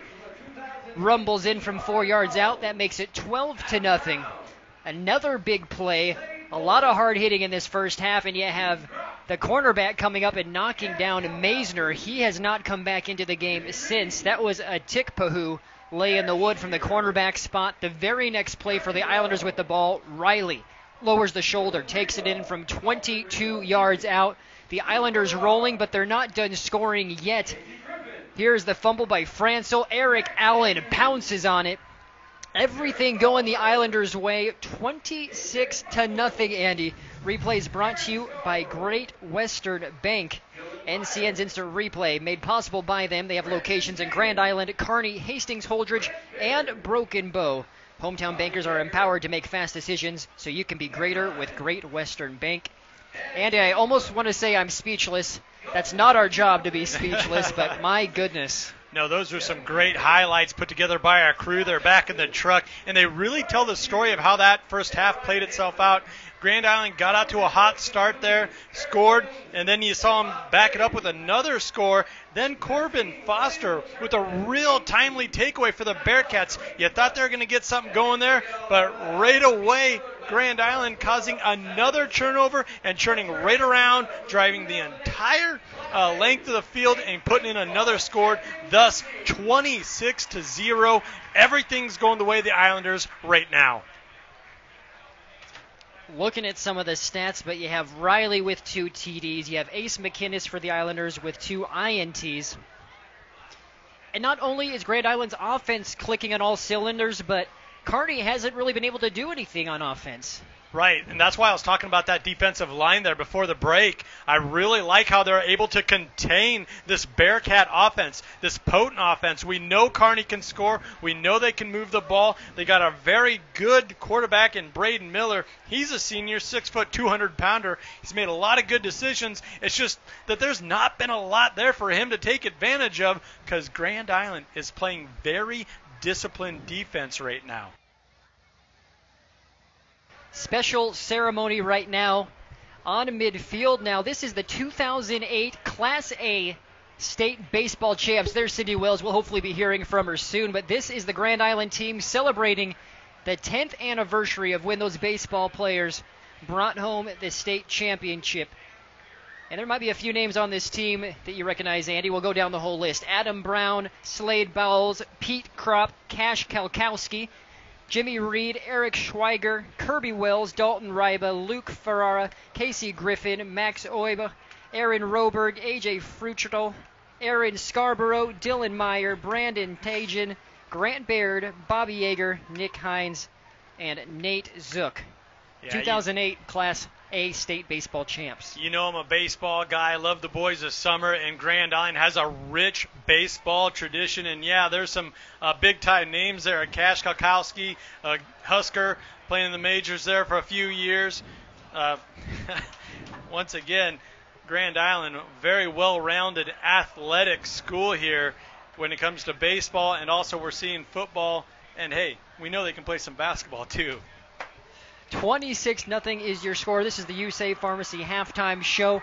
We'll take another quick break and be back on News Channel Nebraska.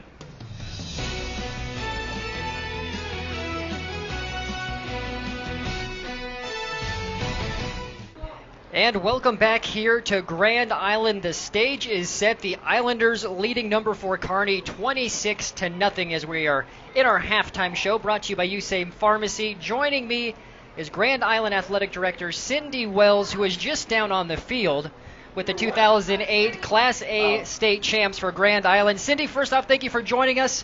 What was it like down there getting to see some of those guys that used to walk the halls 10 years ago? Oh, it was awesome, and I remember my son was part of that, so I remember what a celebration and how intense it was. But to be able to bring back a state championship trophy and hang a banner in your gym, there's nothing better than that. So your son being on the team, I imagine you watched quite a few of those games. What was it about that team that made them so special? They have been playing together since they were little boys, and they were best friends off the field, in the classrooms. They had each other's backs all the time, and so when it got stressful, they knew what they had to do and pick up and just come together and get the job done. Well, they're certainly a great representative of this very strong and tradition-rich baseball program. Just athletics in general is something that Grand Island is known for, and with you being the head of the athletic department, I had to feel how are you feeling right now? Let's just ask, how are you feeling with the score line we have currently at this game? Yeah, I tell you, it's been this is my second year, Brandon, as the AD, but I've been at Grand Island Senior High now for 38 years, and it is just to watch these kids grow every day in the classroom when they come in as freshmen and how then they go out and perform as seniors. We've had a great start to a school year, changed a lot of things because we are in Academy High School now, and so some things have changed, but the athletic and the fine arts are still as strong as ever.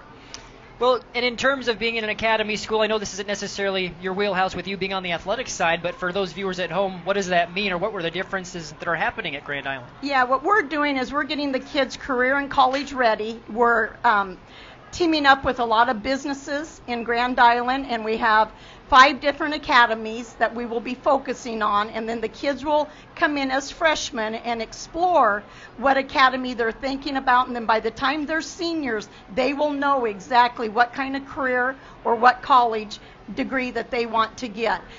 This is a way to get our kids ready for the real world, and that's what we need.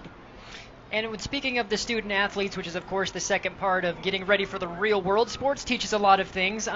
In terms of the fall, we had a chance to see the softball team earlier with that doubleheader sweep over Hastings, but how's the softball program doing this year? What's the outlook? Yeah, I'm really excited. I know the girls are excited. The senior class in all of the sports for fall, they're great leaders.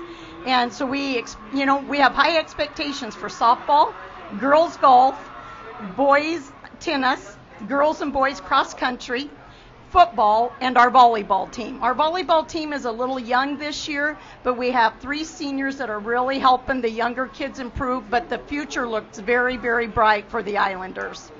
And like you said, you mentioned this is year number 2, so I'm sure you're still kind of getting your feet wet and everything that it takes to be an athletic director, but what has this process been like as you're transitioning into this new part of your career? Yeah, I just love it. I coached volleyball at Grand Island Senior High for 17 years and taught in the classroom. And so to someday in my career working with coaches and athletes and attending all the activities, fine arts, and sports, boy, life is good. Well, Cindy, thank you so much for hopping in the booth. I know you're extremely busy. We appreciate everything you do for obviously the school and for working with us. So I think we'll let you go back to being busy doing something else, and we're about ready to enjoy some more football. Right. Well, and I cannot thank you guys enough for always coming out and doing this for our families that maybe can't get here, and especially for the grandmas and grandpas. So we appreciate so much what you guys do for us. So thank you so much. That is Cindy Wells, the Grand Island Senior High Athletic Director. Again, it's 26-0. Islanders are leading. We'll take one more break and be back with second half action.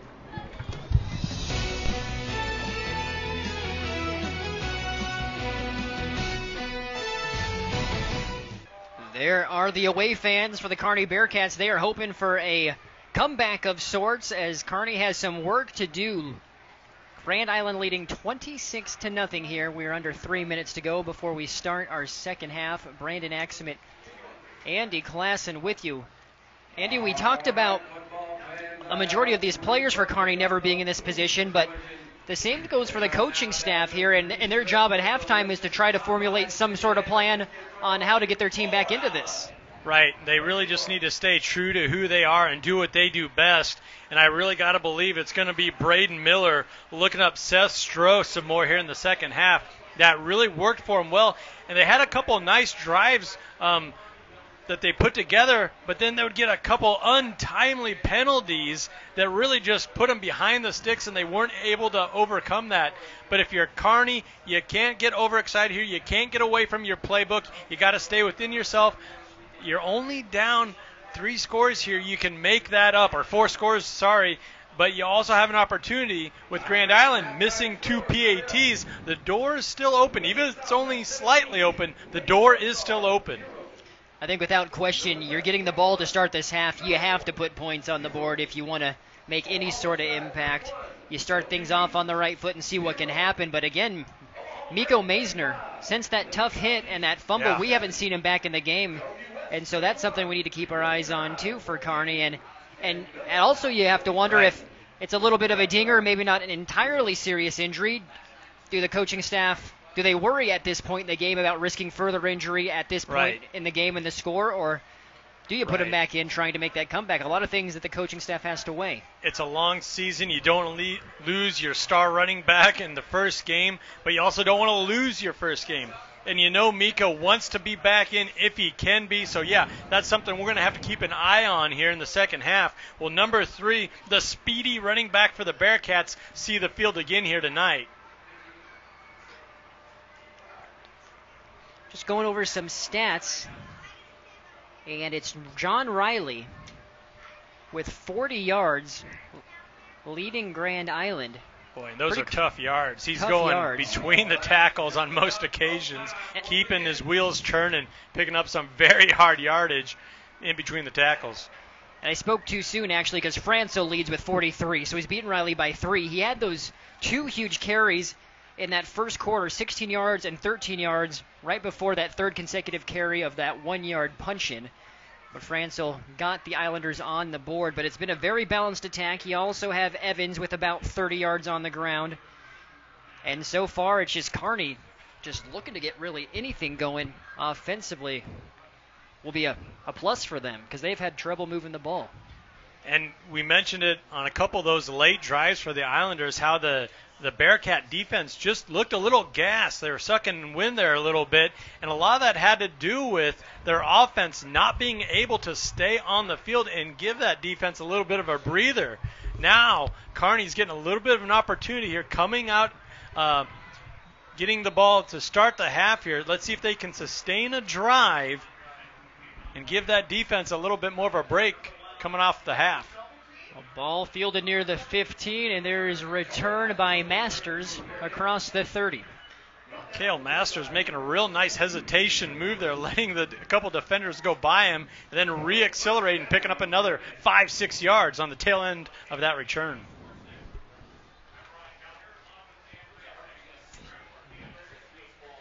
And so we'll see what Kearney tries to do here. Doesn't look like there's a number 3 in that huddle, which would be Maisner. Well, and I believe Maisner was one of the return men to start the game, and he wasn't out there on that opening return either. Kearney starting on their own 31. Miller going to keep it. Not much room there. Tackle on the outside. Seeing real good pursuit defense from the Islanders.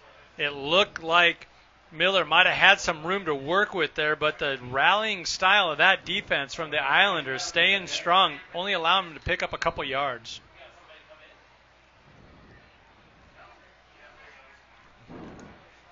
It's a pickup of 2, 2nd and 8.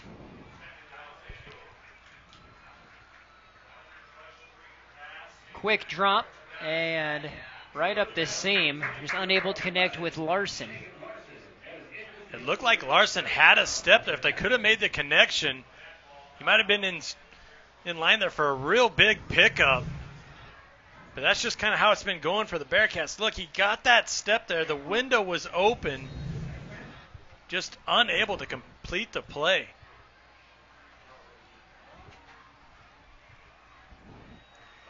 Third and 8.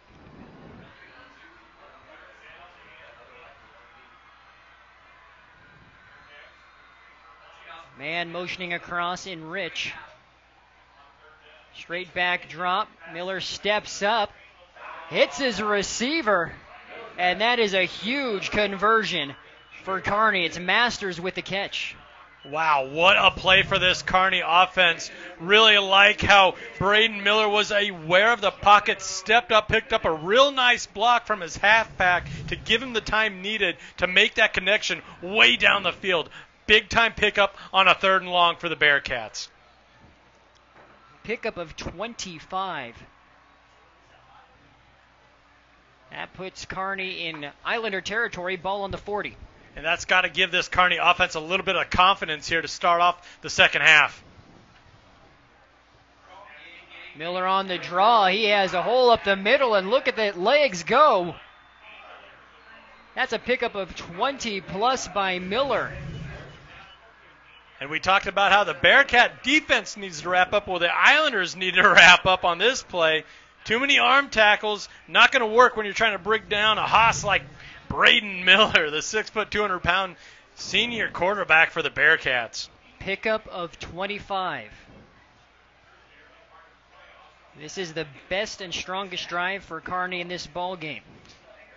In the play before, I believe that was Alex Kemp, the halfback that stuck in there and made the block that allowed Miller to deliver that nice pass for a 25-yard pickup.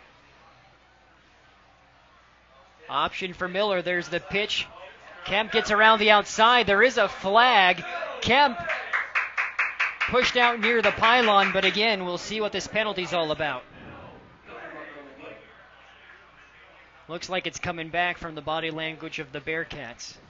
Well, Alex Kemp did a real good job with the stiff arm, getting that initial defender off of him, enabling him to get to the corner there, but there may have been a holdout there that had a little bit to do with that as well.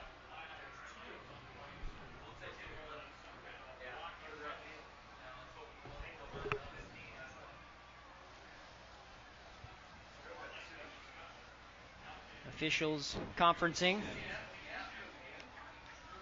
2 penalties against the Bearcats.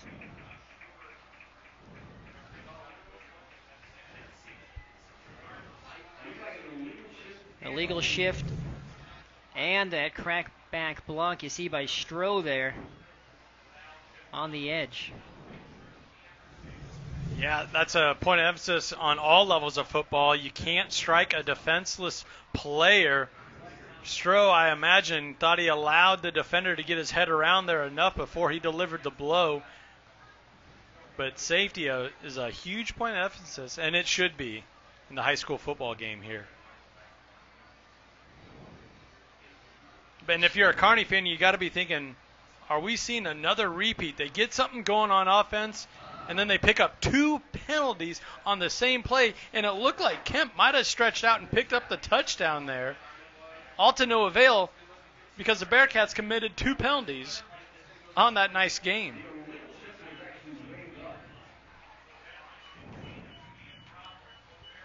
So we'll see where they officially mark him, back on the 24, which will make it 1st and 19. And we're seeing the Kearney offense going backwards once again.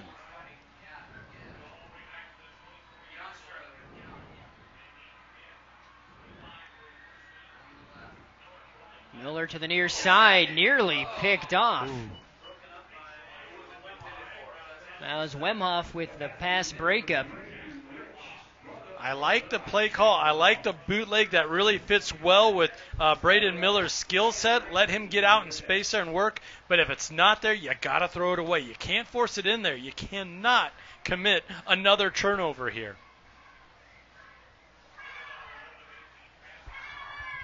Second and 19 following the incompletion.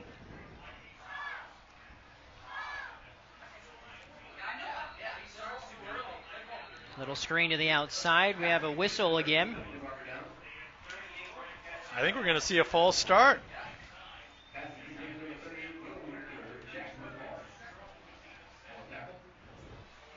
You're correct. Bearcats go in the wrong direction. Brian Stelzer, the referee, with the call. I think it was an easy call for the line judge, Brian Soleri. And that was the discipline that we were talking about in pregame, how the Islanders had so many close games. And if they would have just buttoned it up just a couple more plays and played with a little more discipline, they could have pulled off a few more wins. Well, now the script is really flipped here, and Kearney kind of playing undisciplined in a couple spots. Same play on that out. And an open field tackle. Will Richter with the catch. And you're seeing what the Bearcats want to do. They want to get the ball out fast to their playmakers and let them make plays to try and get back into this game. 3rd and 19 here.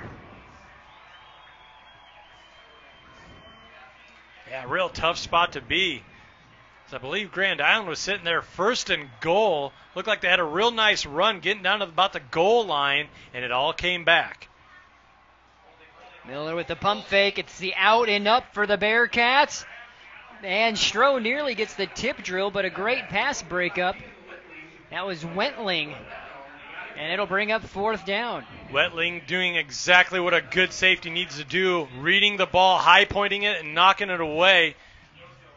Stroh still did have a play at it for Kearney there, as you heard the entire fan base of Grand Island kind of hold their breath at that last half second. But Wentling did a real nice job of getting over there and disrupting that pass play. Well, the Buffett Institute has an event coming up. Are you a community or business leader who cares about child care and early learning? Well, this event is for you. It's in Kearney, and it's on September 7th.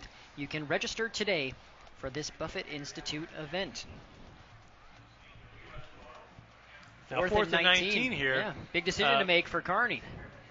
I mean, you got to go for it, don't you? Right, you got nothing to lose. I know you got a real good kicker, one of your lone returning starters from last year, but when you're down 26-0, you got to start scoring points, and you don't want to pick up field goals. You want touchdowns. And let's say you do complete a 15, 12-yard pass, that acts just as good as a punt. So really nothing to lose here for the Bearcats going for it on 4th and long. Coach Cool trying to draw something up here. Bearcats taking the timeout. Again, 26-0 is your score on the Aurora Co-op scoreboard. Aurora Cooperative is helping you add value to every aspect of your operation. You can check them out at auroracoop.com.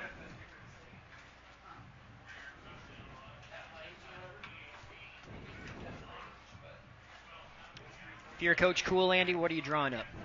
Well, I really like the play call, 2 or 3 plays beforehand, where they allowed Braden Miller to roll out to his left and kind of take his time, use his athleticism, and try it.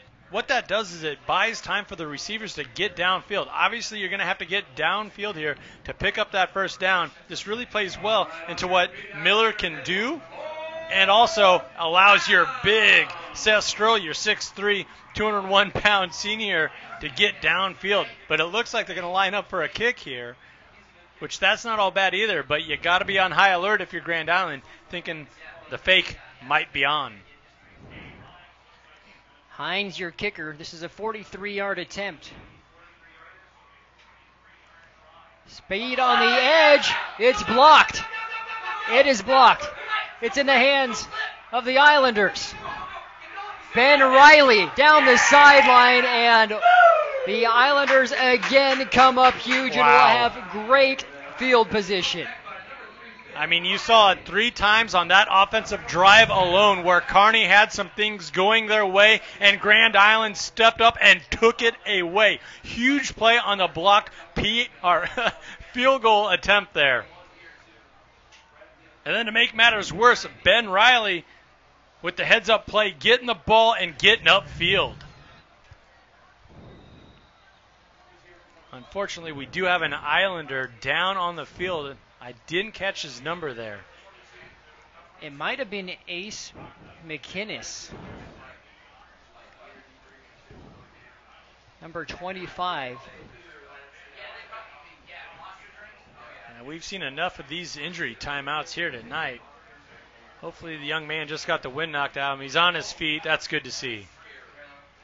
And it is something you always see more of, it seems like, those first couple of games of the season. Right. Injury rate a little bit higher. I think that was Caleb Francel, who's had one whale of a game thus far. Playing very physical, especially from his running back, halfback position, running well between the tackles.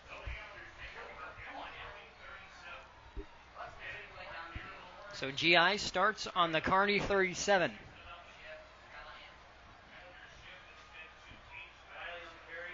Riley trying to make it around outside.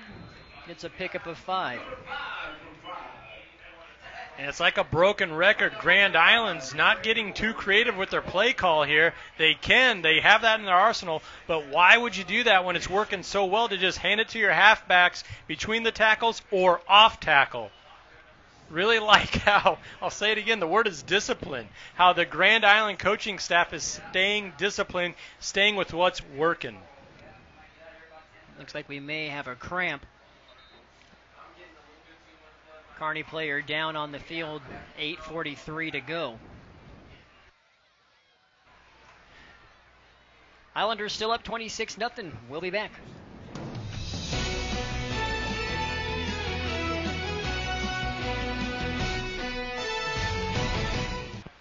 And coming back out of that injury timeout, 26-0 your score. Official confirmation on that field goal block. It was Sam Sims getting his paws on that one, and that is what puts Grand Island in the position they're on. And the 33 as Riley rumbles ahead for another first down, pickup of 10. I mean, we talked about the Bearcats' speed on offense in the pregame, but how about the speed being shown right now by John Riley? So impressed with what this young man has done here tonight from that halfback position.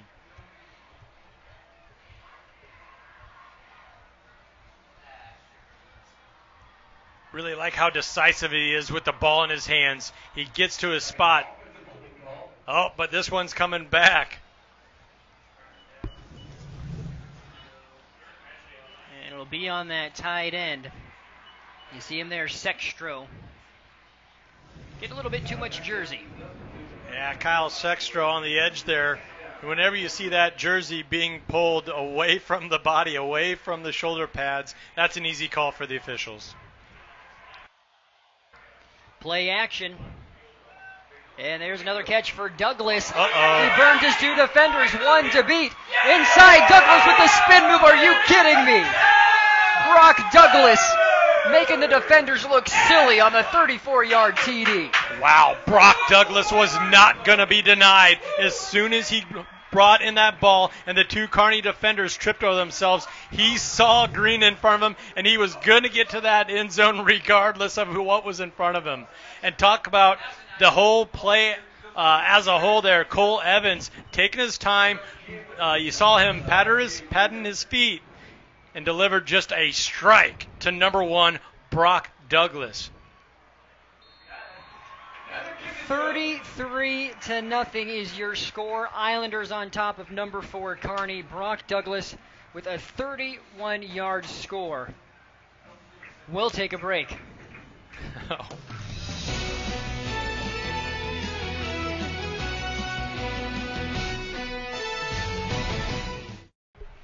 Blocked field goal, couple runs, 31-yard pitch and catch to Brock Douglas. Here we are, Grand Island up 33-0 in the third.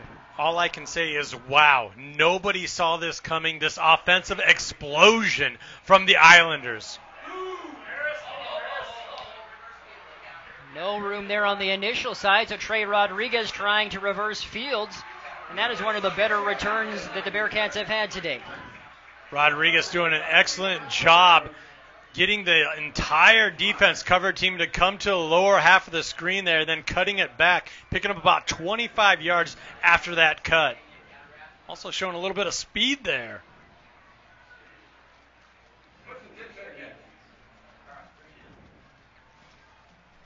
So Kearney will start on the 37.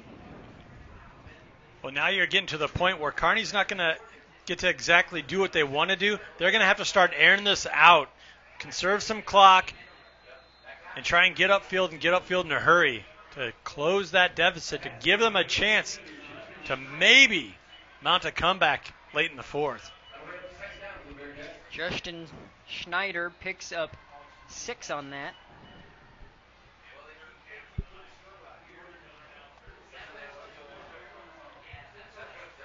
Second and 3. Actually, they'll give him 7. Another pass right up the middle. Curl. Should be enough for a first down. Real nice pass and catch there for the Bearcat offense. When Braden Miller has a little bit of time to work with, he's made some real good decisions, and he's delivered a pretty nice ball to his receivers throughout. It's a pickup of 5. Corbin Foster on the catch.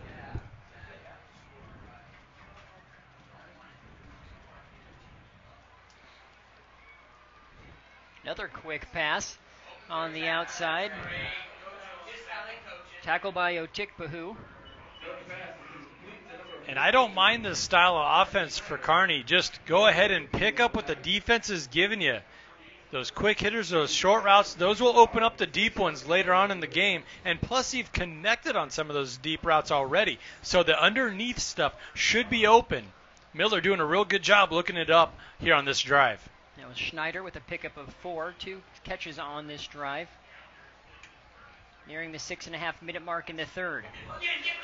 Pressure from the outside. Miller gets it away. And I think that was Sykes coming off the edge. Well-timed blitz for that Islander defense. You just saw the Bearcats kind of get into a rhythm there, and it looked like they're setting up another nice-looking developing pass play, but the blitz got there and disrupted it. So it brings up 3rd and 6. Oh, boy. More laundry on the field, and the Cats are going back once again.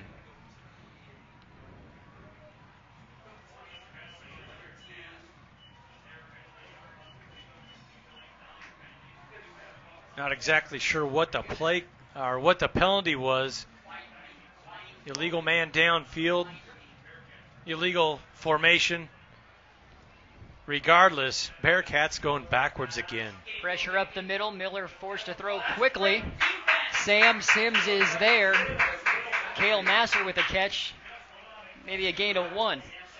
How impressive has Sam Sims been here tonight? Not only with his demeanor, we know he's a hard-nosed kid, he can deliver the boom, but that play in particular, he had to stay man-on-man with a quick, speedy receiver cutting across the field. He stayed with him step for step and made a real nice tackle after the catch. 3rd and 18 for Kearney.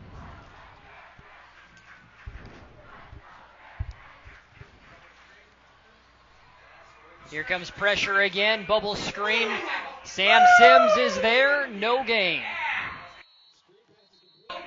Number 7, once again, the big Sims having none of it, playing perfect position defense, waiting for that, sitting on it. And that was actually a 1-yard loss. You don't always see that on a pass play up the middle. That hurts the average, Brandon. There's more opportunities to get that average back up. You have to imagine Kearney will be slinging it around the rest of the ball game, trying to get back into this one, but right now they're going to be forced to punt. And Douglas, who shows he's a game breaker, is back to return. And he takes it there. Wow. And he's getting to the edge. The walls are set up, and Douglas again with a big-time return. He's still going. Tackled near the 33. That quick sidestep where he makes that first guy miss, that sets that all up. That allows his return team to set up that wall, and then he can get to it, pick up those blocks, and pick up another 15, 20 yards. Impressive return game for Brock Douglas here tonight. And to be honest, I'm surprised he didn't fair catch it. It is not a fun thing to return punts when guys are bearing down at you, and he had a Kearney Bearcat pretty much squared up to him, ready to hit him. He caught it, juked him, and you saw the rest. Yeah, and then he followed that up with another real quick juke move and then got to the corner there and just followed his blocks up the sideline. Riley cuts it up. They'll give him one. That's his 11th carry. Riley just continues to grind. He's not busting off too many big ones aside from that 22-yard TD, but he's getting you consistently 3, 4, and 5-yard carries. Now, and once again, it's Grand Island staying within themselves, staying within the game plan going in, and that was to work the ball inside. Sykes cuts it up. Brought down. Tackled on the play by Robert Perkins. And Timo Sykes just did exactly what I was talking about there. He didn't allow the play to just get strung out for a small gain or no gain. As soon as he saw a little window there, he put his foot in the ground and got upfield. Nothing flashy. He only picked up 3 or 4 yards, but it's positive yards, and it puts him in a nice 3rd and short. Sykes in motion. Trips to the far side, and it's Riley again. It's going to be close to a first. Looks like they might have marked him and just short.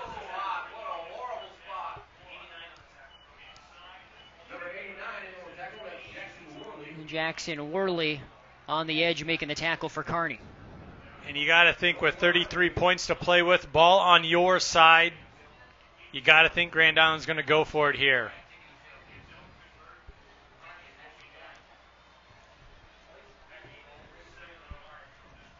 Playing with house money. As they say, Eddie, not too much to worry about if you don't pick this one up. And they do pick it up. Gain of about 2. And right there has kind of been the story of the game for me, where you saw all the offensive linemen for Grand Island upfield, working upfield, and just kind of pushing back that defensive line of the Bearcats. I touched on it during halftime, during the halftime show there. Very impressed, and I still am impressed with the offensive line play of these Islanders.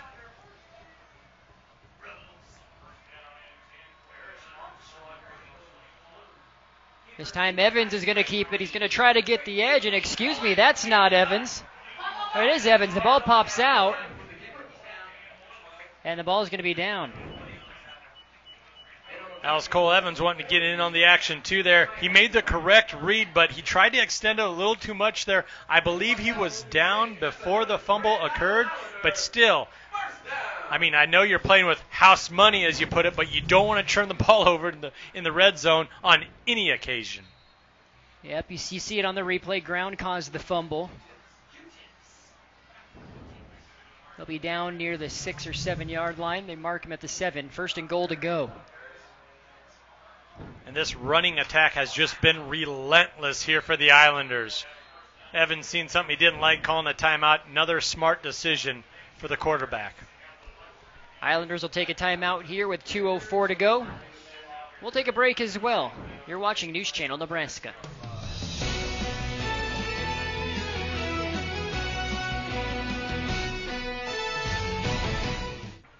Well, welcome back here to Grand Island. Islanders taking the timeout. First and goal to go from the 7. They are leading number 4 Kearney 33-0. Brandon Axman, Andy Klassen with you here. First game of this season.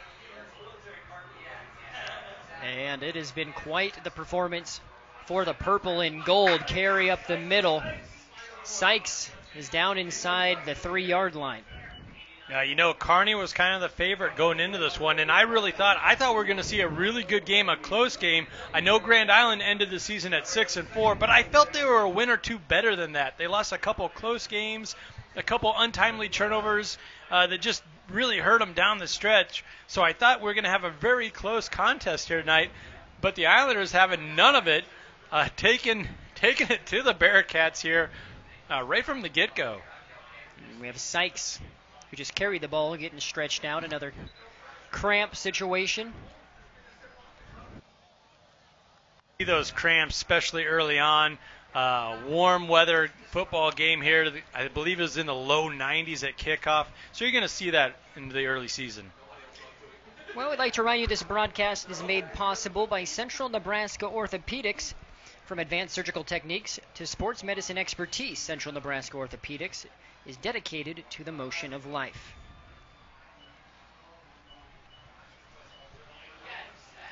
Looking at some other scores across the state, Andy, our North crew is doing the Norfolk Catholic Pierce game, and we have a little bit of surprise in the latest score update from that contest as well. I think we have late in the third quarter, Pierce up 34-22 on Norfolk Catholic. Norfolk Catholic, of course, the defending C1 champs, moving down to Class C2. But Pierce, at the moment, leading the Knights. Well, Pierce has always had a very strong football program. It just seems they're always having a real good football season. They got beat by Norfolk Catholic, having an undefeated season last year, state champs, but it was still a hard-fought game.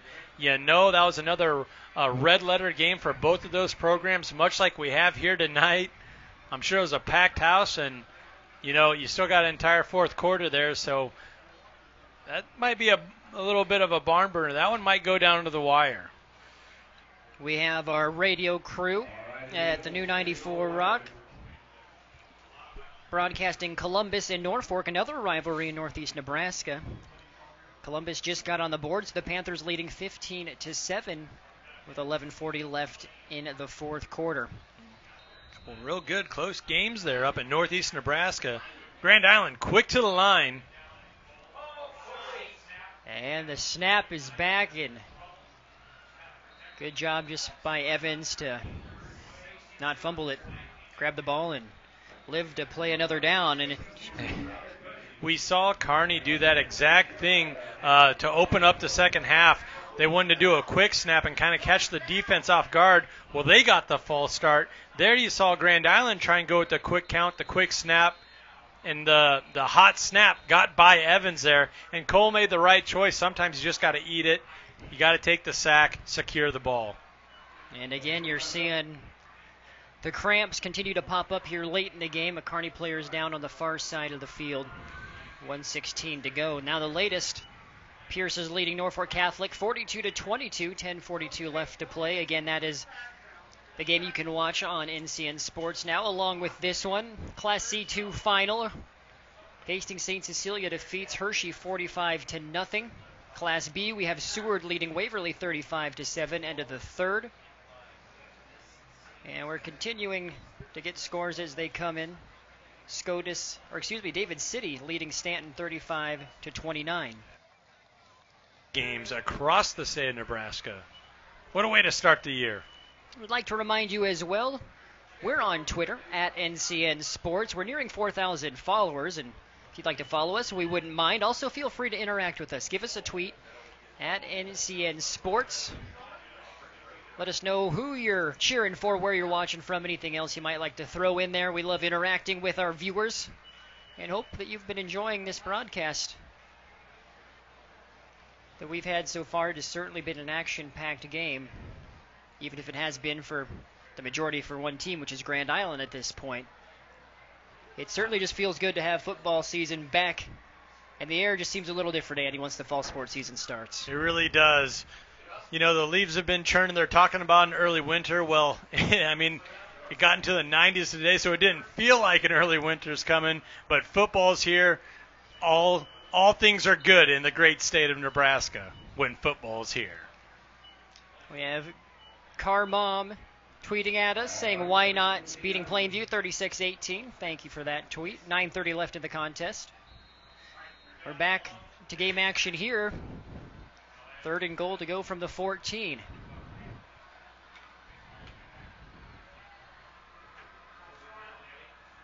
Evans going to the corner. And Bearcats go up for it and a pick. Trey Rodriguez making the play. Rodriguez doing an excellent job there, trusting his free safety, not getting sucked inside, keeping his quarter of the field covered, watching the ball, played it perfect, high-pointed it, came down with it. Trey Rodriguez is having himself a game between the kickoff returns and his defensive play. Rodriguez is kind of balling out right now. And he's a little also shaken up.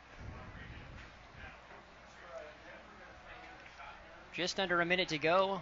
And that might have been a situation, too, where he maybe got the wind knocked out of him. He came down a little hard on his back, and that can happen sometimes. Seems like he's just wanting to gather himself a little bit. Yeah, he's leaning up there. He's talking with the medical staff. You hope it's nothing too serious. Now you're seeing the student sections from Kearney and Grand Island kind of taunting each other with the cell phones here. What is the taunt? I have no idea. We're too old, we Brandon. are We too just old. don't get it. I don't understand how it's. I think it looks cool. I'm a fan of the cell phones. Let's just sit back and enjoy, I guess. Yeah, I was going to say that's an indication that it looks cool of where we're at. All right. Well, more scores coming in on Twitter. We're keeping you updated. Silverhawks leading Lincoln North Star in Class A 27-0. Another Class A we're keeping our eyes on rather is Lincoln High and Bellevue West. Grand Island will be playing the Lynx. Next Friday we'll be there as well. Lincoln High, the one Lincoln team starting the preseason rated in the top 10 as we're back in action, and there's a completion on the far side. Nice pass and catch for Jaden Engen. Really like the pass and catch there. Another quick hitter, little hitch route there. Miller delivering the ball right to the hands of his wideout. And we're probably going to see a lot more of this 4 wide, 5 wide set from Kearney as they got to make up some time here and make up some points. Miller again with a second consecutive completion. That'll move the sticks. And it's Engen again. Engen doing a real nice job working his way back to the ball and catching the ball with his hands, not allowing the ball to get into him, get into his pads and bounce around there. Jaden doing a real good job locating and hauling it in, shielding it away from defenders. 1st and 10, ball on the 37. Kemp on the little screen. There's a big hit. Not much doing. That was Hofelt coming up in run support. Yeah, that was Ace McKinnis making plays. So he can hit too. Excuse me, Brandon. That was the correct read there from Miller, taking the check down to Kemp. But nothing doing as Grand Island doing an excellent job with the field defense. There is your score after 3, 33-0. We'll be back with the 4th.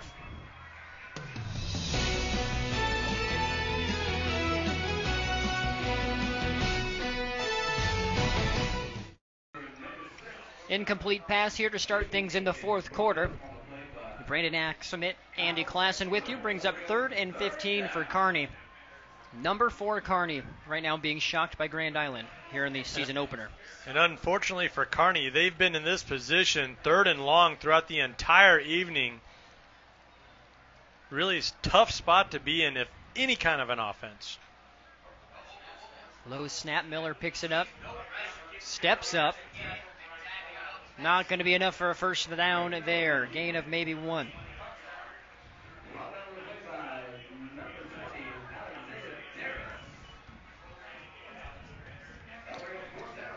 4th and 14 for Kearney. Darris doing a real good job there, staying home, middle linebacker in the middle of the field there. When everything broke down and the secondary did their job, taking away the passing lanes for Miller. Miller had to tuck it and run. Darris did a real good job wrapping him up, bringing him down for a short game. Bearcats going for it. Miller cannot complete it, and a great defensive play by who else? McInnes. McInnes is doing a real good job keeping his position, being where he needs to be as a corner, trusting the safety with the help over the top.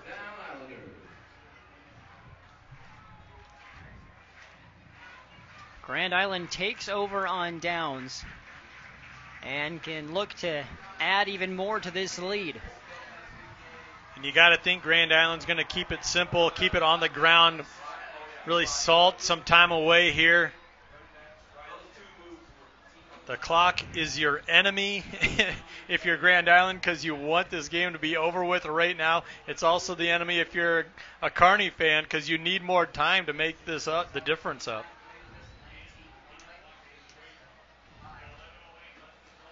Bubble screen to Riley. He'll get a couple. And that was Foster in on the tackle.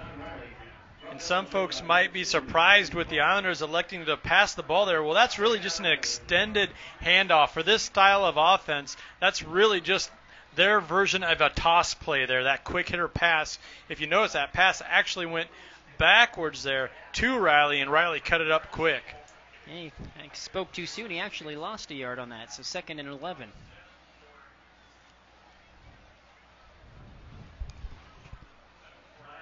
Riley around the outside. He'll get tackled near the 30. Gain of 3. I just feel like Kearney was ready for that. We've seen that play multiple times here tonight, but the pile still moved forward to give him that 4-yard gain there.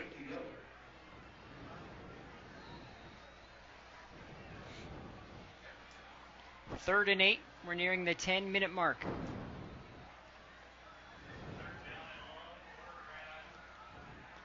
Play action. Evans slings it up the middle. It's caught. Are you kidding me?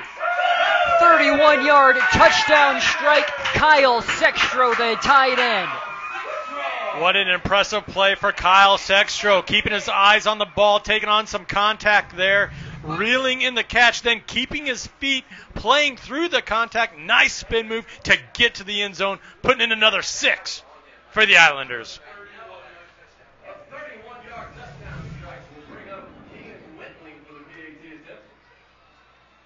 Grand Island is putting in the performance of the season. It's game 1 of the season, Wow. But my goodness. Well, and we saw Evans do this a year ago where he was able to step up in the pocket when he had time and deliver a strike right down the seam. Did it again flawlessly to his man Sextro for the big-time score, 40-0. What a game for the Grand Island Islanders here tonight. What a way to kick things off. We're under 10 minutes to play. Grand Island is going to open this season with a statement victory.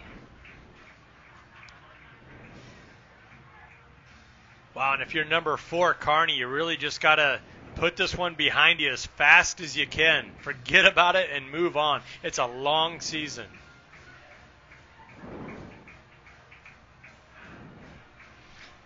Well, we'd like to thank all our viewers watching online on NCN Sports Now on our online stream. Our streaming sponsor, brought to you by the University of Nebraska-Kearney. UNK is the most affordable university in the state. Quality academics matched with low tuition makes the University of Nebraska at Kearney a wise choice. Find out more at unk.edu.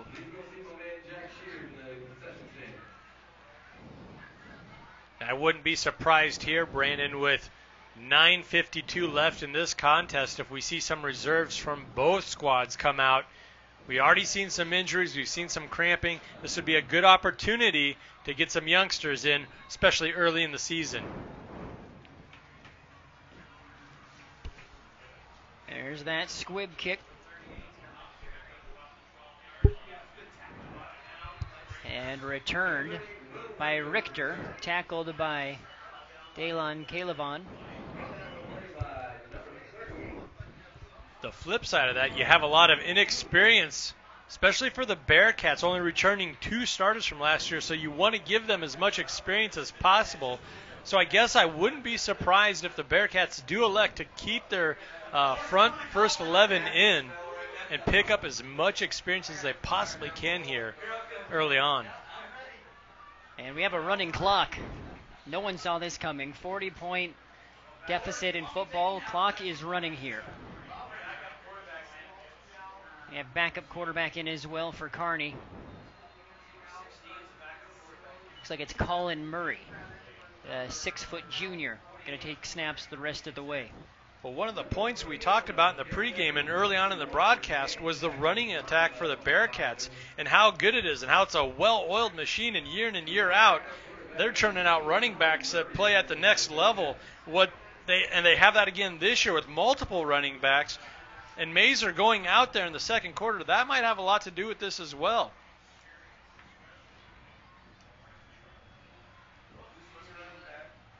Grand Island, honestly, aside from those missed PATs, has pretty much done everything right here. No, they really have. You don't want to take anything away from the Islanders. They have been the aggressor the entire performance. They're firing off on both sides of the ball. I'll go back to talking about the offensive line, where their defensive line has played one heck of a game as well. 3rd and 7 here. We're under 8 to go. Again, running clock.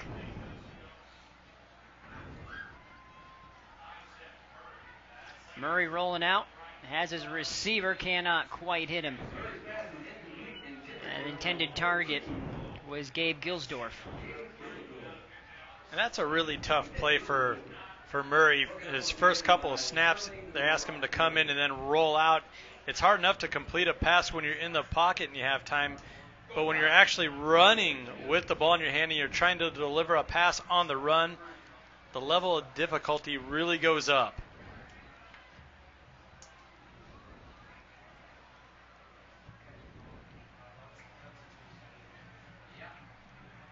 Kearney going to go for it here on 4th and 7. And we have a flag pre-snap. And this play won't count.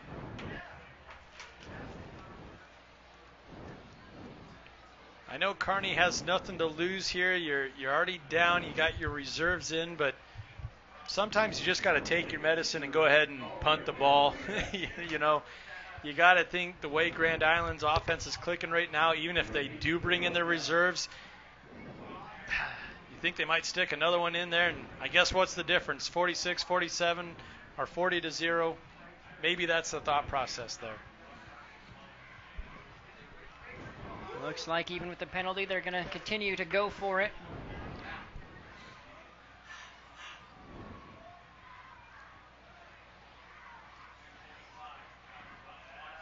There's the rollout again. And Grand Island will take over. Now, Andy, we talked about this series since 2003 when the NSAA has records that are easily accessible. Kearney has dominated this series 13-4. But when you look at the scores, and when you talk to the coaches, they say this rivalry is special. These games are always hard fought. They're always close. This is an outlier in terms of it being an absolute blowout. Being a blowout is one thing, and then Grand Island getting the win. Like, they're always close games, but Grand Island's always on the wrong side of it. Kearney's really been stacking up the W's these past 5, 6, 7 years. Grand Island's always been on the other side of that. And then, like you said, what an outlier. A continuous clock, 40-0, the way of the Islanders. Nobody saw this coming. Now Carson Cahoy is in, backup quarterback for the Islanders, gets a short carry. Looking back at the scores, you have 2004, Kearney won 26-0, so a 26-point deficit, and Grand Island won 26-0 in 2013. So that has been the biggest deficit for a team winning in this series since 2003. Tack on 14 more, and you have the scoreline here today. Wow.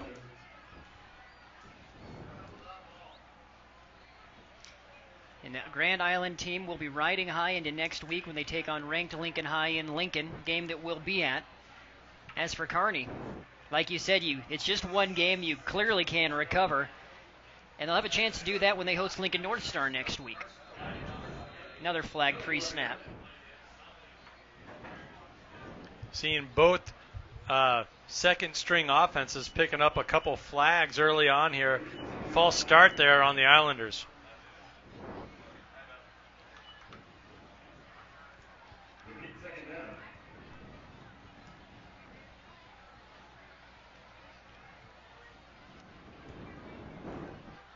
Yeah, things really just started to snowball on the Bearcats. You know, they would get the momentum back away from the Islanders, and they would usually follow that up with a fumble or an interception of their own, or they really stumbled a few times on offense where they had a nice drive going, and they would just pick up penalty after penalty that would just kill the drive. There is a carry for Alex Hinken. Picks up about 6.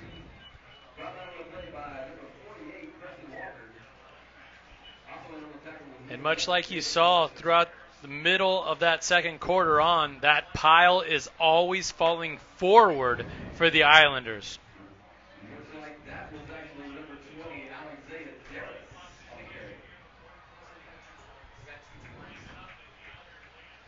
Second and 6 during the 4-minute mark.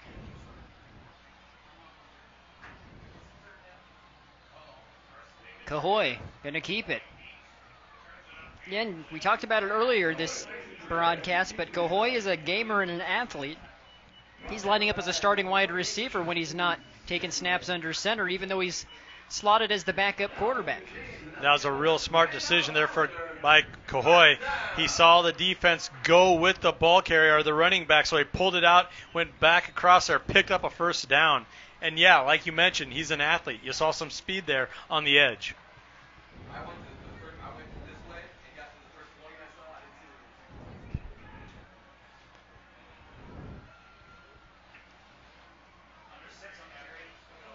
Keep it right up the middle.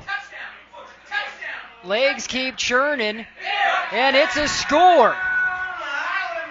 11-yard punch in. Sterling Rauchward. You got to credit Berg, but you also really got to credit that offensive line. Look at these guys just pushing, fighting all the way to the end there, getting their man into the end zone. Grand Island continuing to play inspired football here tonight. My goodness, Sterling Rauchward. And getting the carry. The kicking woes continue for the Islanders. Another volleyed PAT. If there's one thing that I'm sure Coach Tomlin, being as intense of a coach as he is, I'm sure there's many things he'll say we can get better on, but I think that is one that's safe to say they'll be practicing this upcoming week. Yeah, I bet if you'd have talked to him pregame, would you be okay leading 46-0 with 3 minutes and 14 seconds left? I bet he had been okay with that. 46-0 here in Grand Island. It's just shocking. I mean,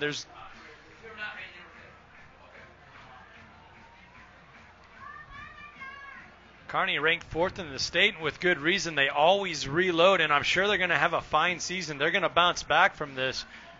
But what a way to start the year for Grand Island. Right from the get-go, punching the Bearcats right in the mouth and then never letting off.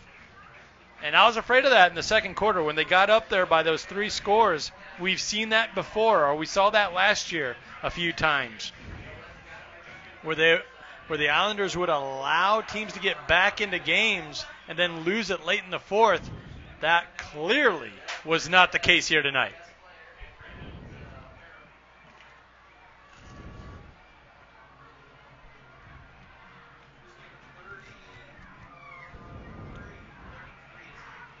Jackson Sykes giving Cole Evans a breather. He's going to kick this one off. Fielded near the 10.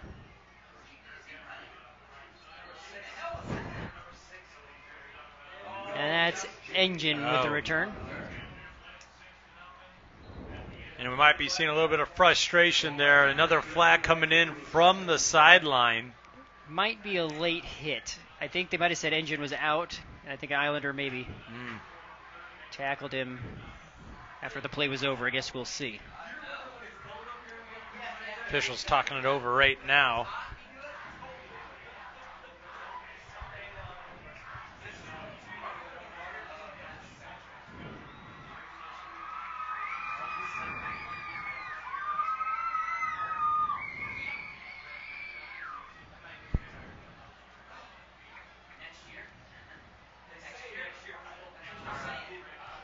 Personal foul against Grand Island and against Kearney, so offsetting. Yeah, and you don't like to see that late in the game. You know, for all intents and purposes, the game has been decided. You got to keep your wits about you. You got to keep your cool. Sure, neither coaching staff's happy with that play call or with that play. And aside from that, we haven't seen too much. We've seen some hard hits. We've seen some tough playing. But both these coaches talking to them midweek, they said this is a rivalry. It's a healthy rivalry and one that stays on the field and never gets dirty or out of hand. And they pride themselves on that fact. And I think for the most part, we've seen that on display here tonight. Now, we really have for the most part. And, yeah, there's a great level of respect from both towns. You know, they're 40 miles apart on I-80 there. And these guys, they know each other. They play each other in baseball, basketball, soccer in the other seasons. So they know each other well enough. And like you said, there's a mutual level of respect there between both towns. And that's always good to see. Coach Tomlin been leading the Islander program for 16. Coach Kuhl leading Kearney for 18. Yeah, there's going to be a minimal gain, if any, for Kearney there, as we are now under 2 minutes to go. More reserves coming in for the Islander defensive squad here. Good to see these underclassmen getting to see some varsity playing time.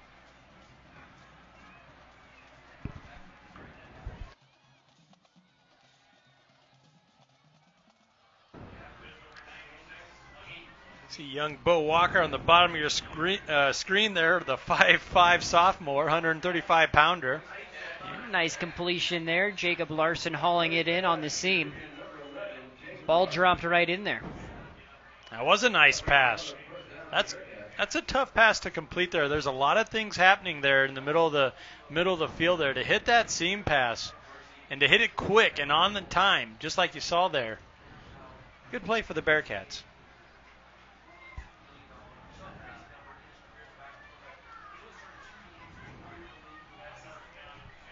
Another pass up on the post route, a little behind the receiver.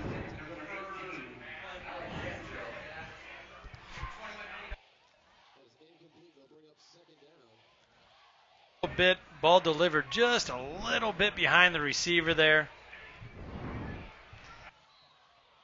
Looks like we're going to have one more play and then we're going to call her a night.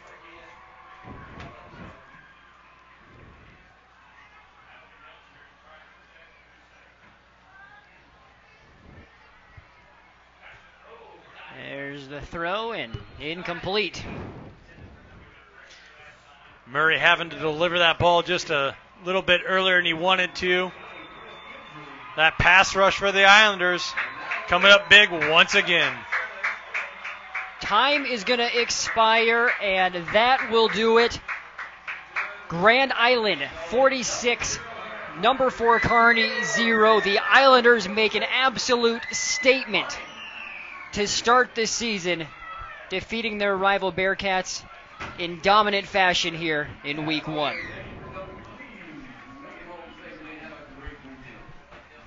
What a performance from top to bottom, start to finish for the Islanders. Outside a couple PAT attempts, that was a complete game, the most complete game I've seen Grand Island play in a couple of seasons. Coach Tomlin has got to be ecstatic with the level of focus that his boys played with here tonight. We'll take a quick break. We'll hear from our Dream It, Do It player of the game. We'll also take a look at the top plays and hear from Coach Tomlin. All this coming up on the postgame show on News Channel Nebraska.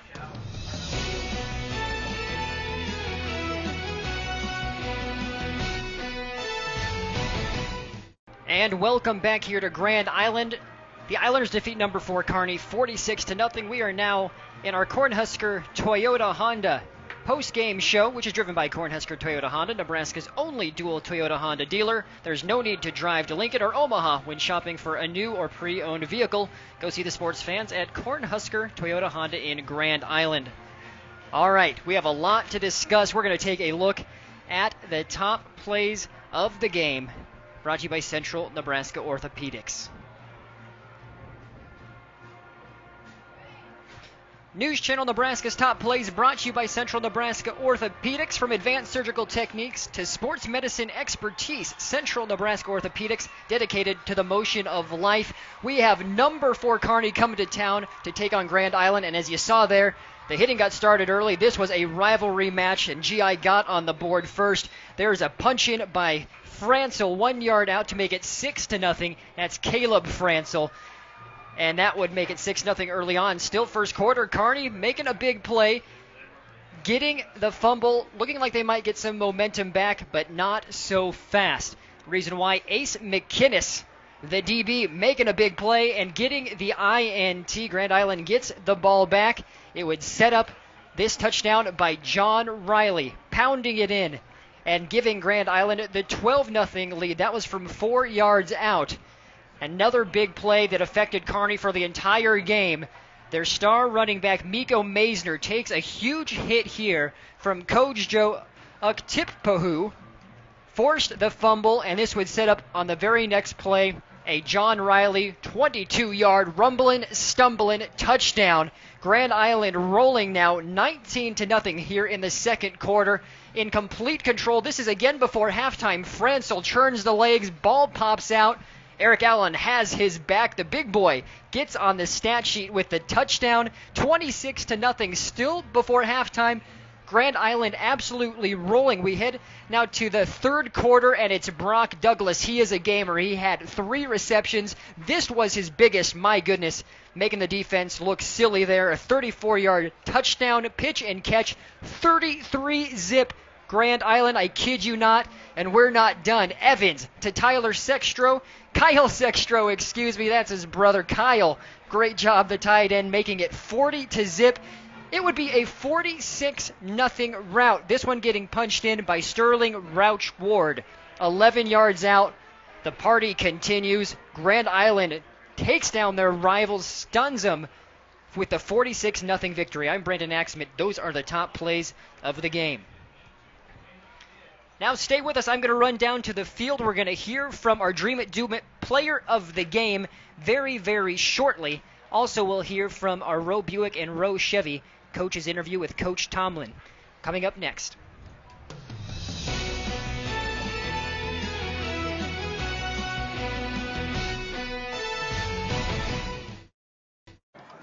And welcome back here to Grand Island. There's a lot of happy home fans, and that is because the Islanders just took down number 4 Kearney 46-0.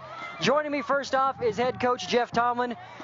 Coach, I don't know if anybody in the state anticipated running clock with you guys taking on Kearney in week number 1. What can you say about the performance and what allowed that to ultimately happen here tonight? Well, I think our kids obviously have prepared for a long time, just as Kearney's kids have.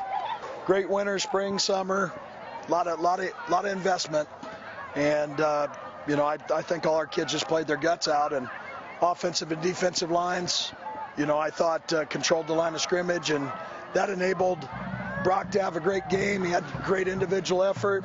We had some great help from his quarterback and linemen, and enabled our running backs to get some nice creases to run through. Well, and the fact that you guys played hard, but not only played hard, got the result that you did, what does this say, and what kind of statement does this make for other teams across the state to look at Grand Island? Well, I don't really care if they do or not. I mean, it didn't really bother me whether we won 46-0 or 6-0. We're still just 1-0. It's time to get to work next week. That's all it means to me. But I'm happy for our kids because they work really, really hard, and our coaches. And I want them to enjoy this tonight, and then tomorrow we'll get ready to go against Lincoln High and get our JVs ready for a big game on Monday. Well, from a personal standpoint, it looked like you did so much right to get that score, but I know you as a coach, you have some things you probably want to work on. Anything that you think specifically are going to be emphases in practice this week? Well, some special team stuff we got to shore up, and I'm confident in those guys. We'll get it shored up. I think overall our tackling was pretty good, but at times it was sloppy, and I always got to wait to watch the film. We'll watch it tonight before any of us can sleep. We'll have to watch the film, and we'll figure out what we need to do better, and we'll work on that. Coach, thank you for the time, and congrats on a great win. All right, thank you very much. All right, let's talk to our Dream It, Do It player of the game, Brock Douglas. 3 catches, nearly 60 yards, a TD. You had punt returns. You did just about everything. So this was your first varsity game where you started, and obviously you came to play. What was the difference for you? What allowed you to make such good plays against a quality opponent? I don't know. I got my team behind me out here. Sam Sims on those punt returns made 2 good blocks. Keen Wintling down the field made a good block too. It's all my team got behind me. They led the way, and together we just 46-0. So I mean, it was a team effort, and we got the result we wanted into the day. Speaking of that result, you just said it, 46-0. That's a good result against any team, but they were number 4 Kearney. They're your rivals. What does that mean to you and the team to start the game, or the season off rather, with a victory over Kearney like that?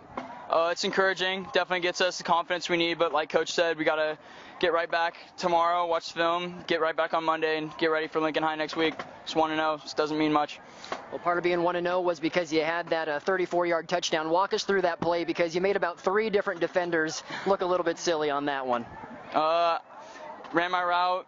Cole got me the ball, and rest. I mean, good blocks again. Made a couple guys miss, and nice move at the end, and just got in end zone. You play Madden at all, using that R1, L1 button on those jukes? Got him with the B there, the spin move. There you go. Well, Brock, congratulations on the great performance, and best of luck moving forward. We will be in Lincoln for that game against Lincoln High next week. All right, see you guys there. Thank you. That's Brock Douglas, our Dream It, Do It player of the game. 3 catches, 60 yards, a touchdown, a huge punt return. More importantly, Grand Island gets a huge victory over number 4 Kearney. Final score, 46-0. I'm Brandon Axbit with Andy Klassen. We'll take one more break and wrap things up here from Grand Island.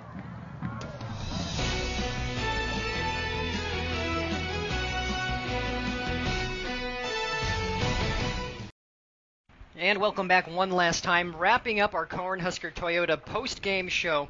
Nebraska's only dual Toyota Honda dealer. There's no need to drive to Lincoln or Omaha. When shopping for a new or pre-owned vehicle, go see the sports fans at Cornhusker Toyota Honda. Andy, I feel like we've said almost everything that needs to be said about this one. It's an amazing result for Grand Island. You saw Coach Tomlin.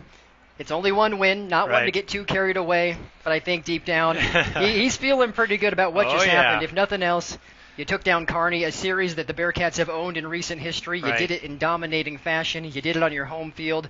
There's really not a better scenario in terms of how you want to start this season if you're Grand Island. No, there really isn't. I was very impressed with the discipline that his Islanders played with here tonight. He credited the defensive line, the offensive line. We saw very few illegal procedures and calls of that nature, something you see, quite often in your first couple of games.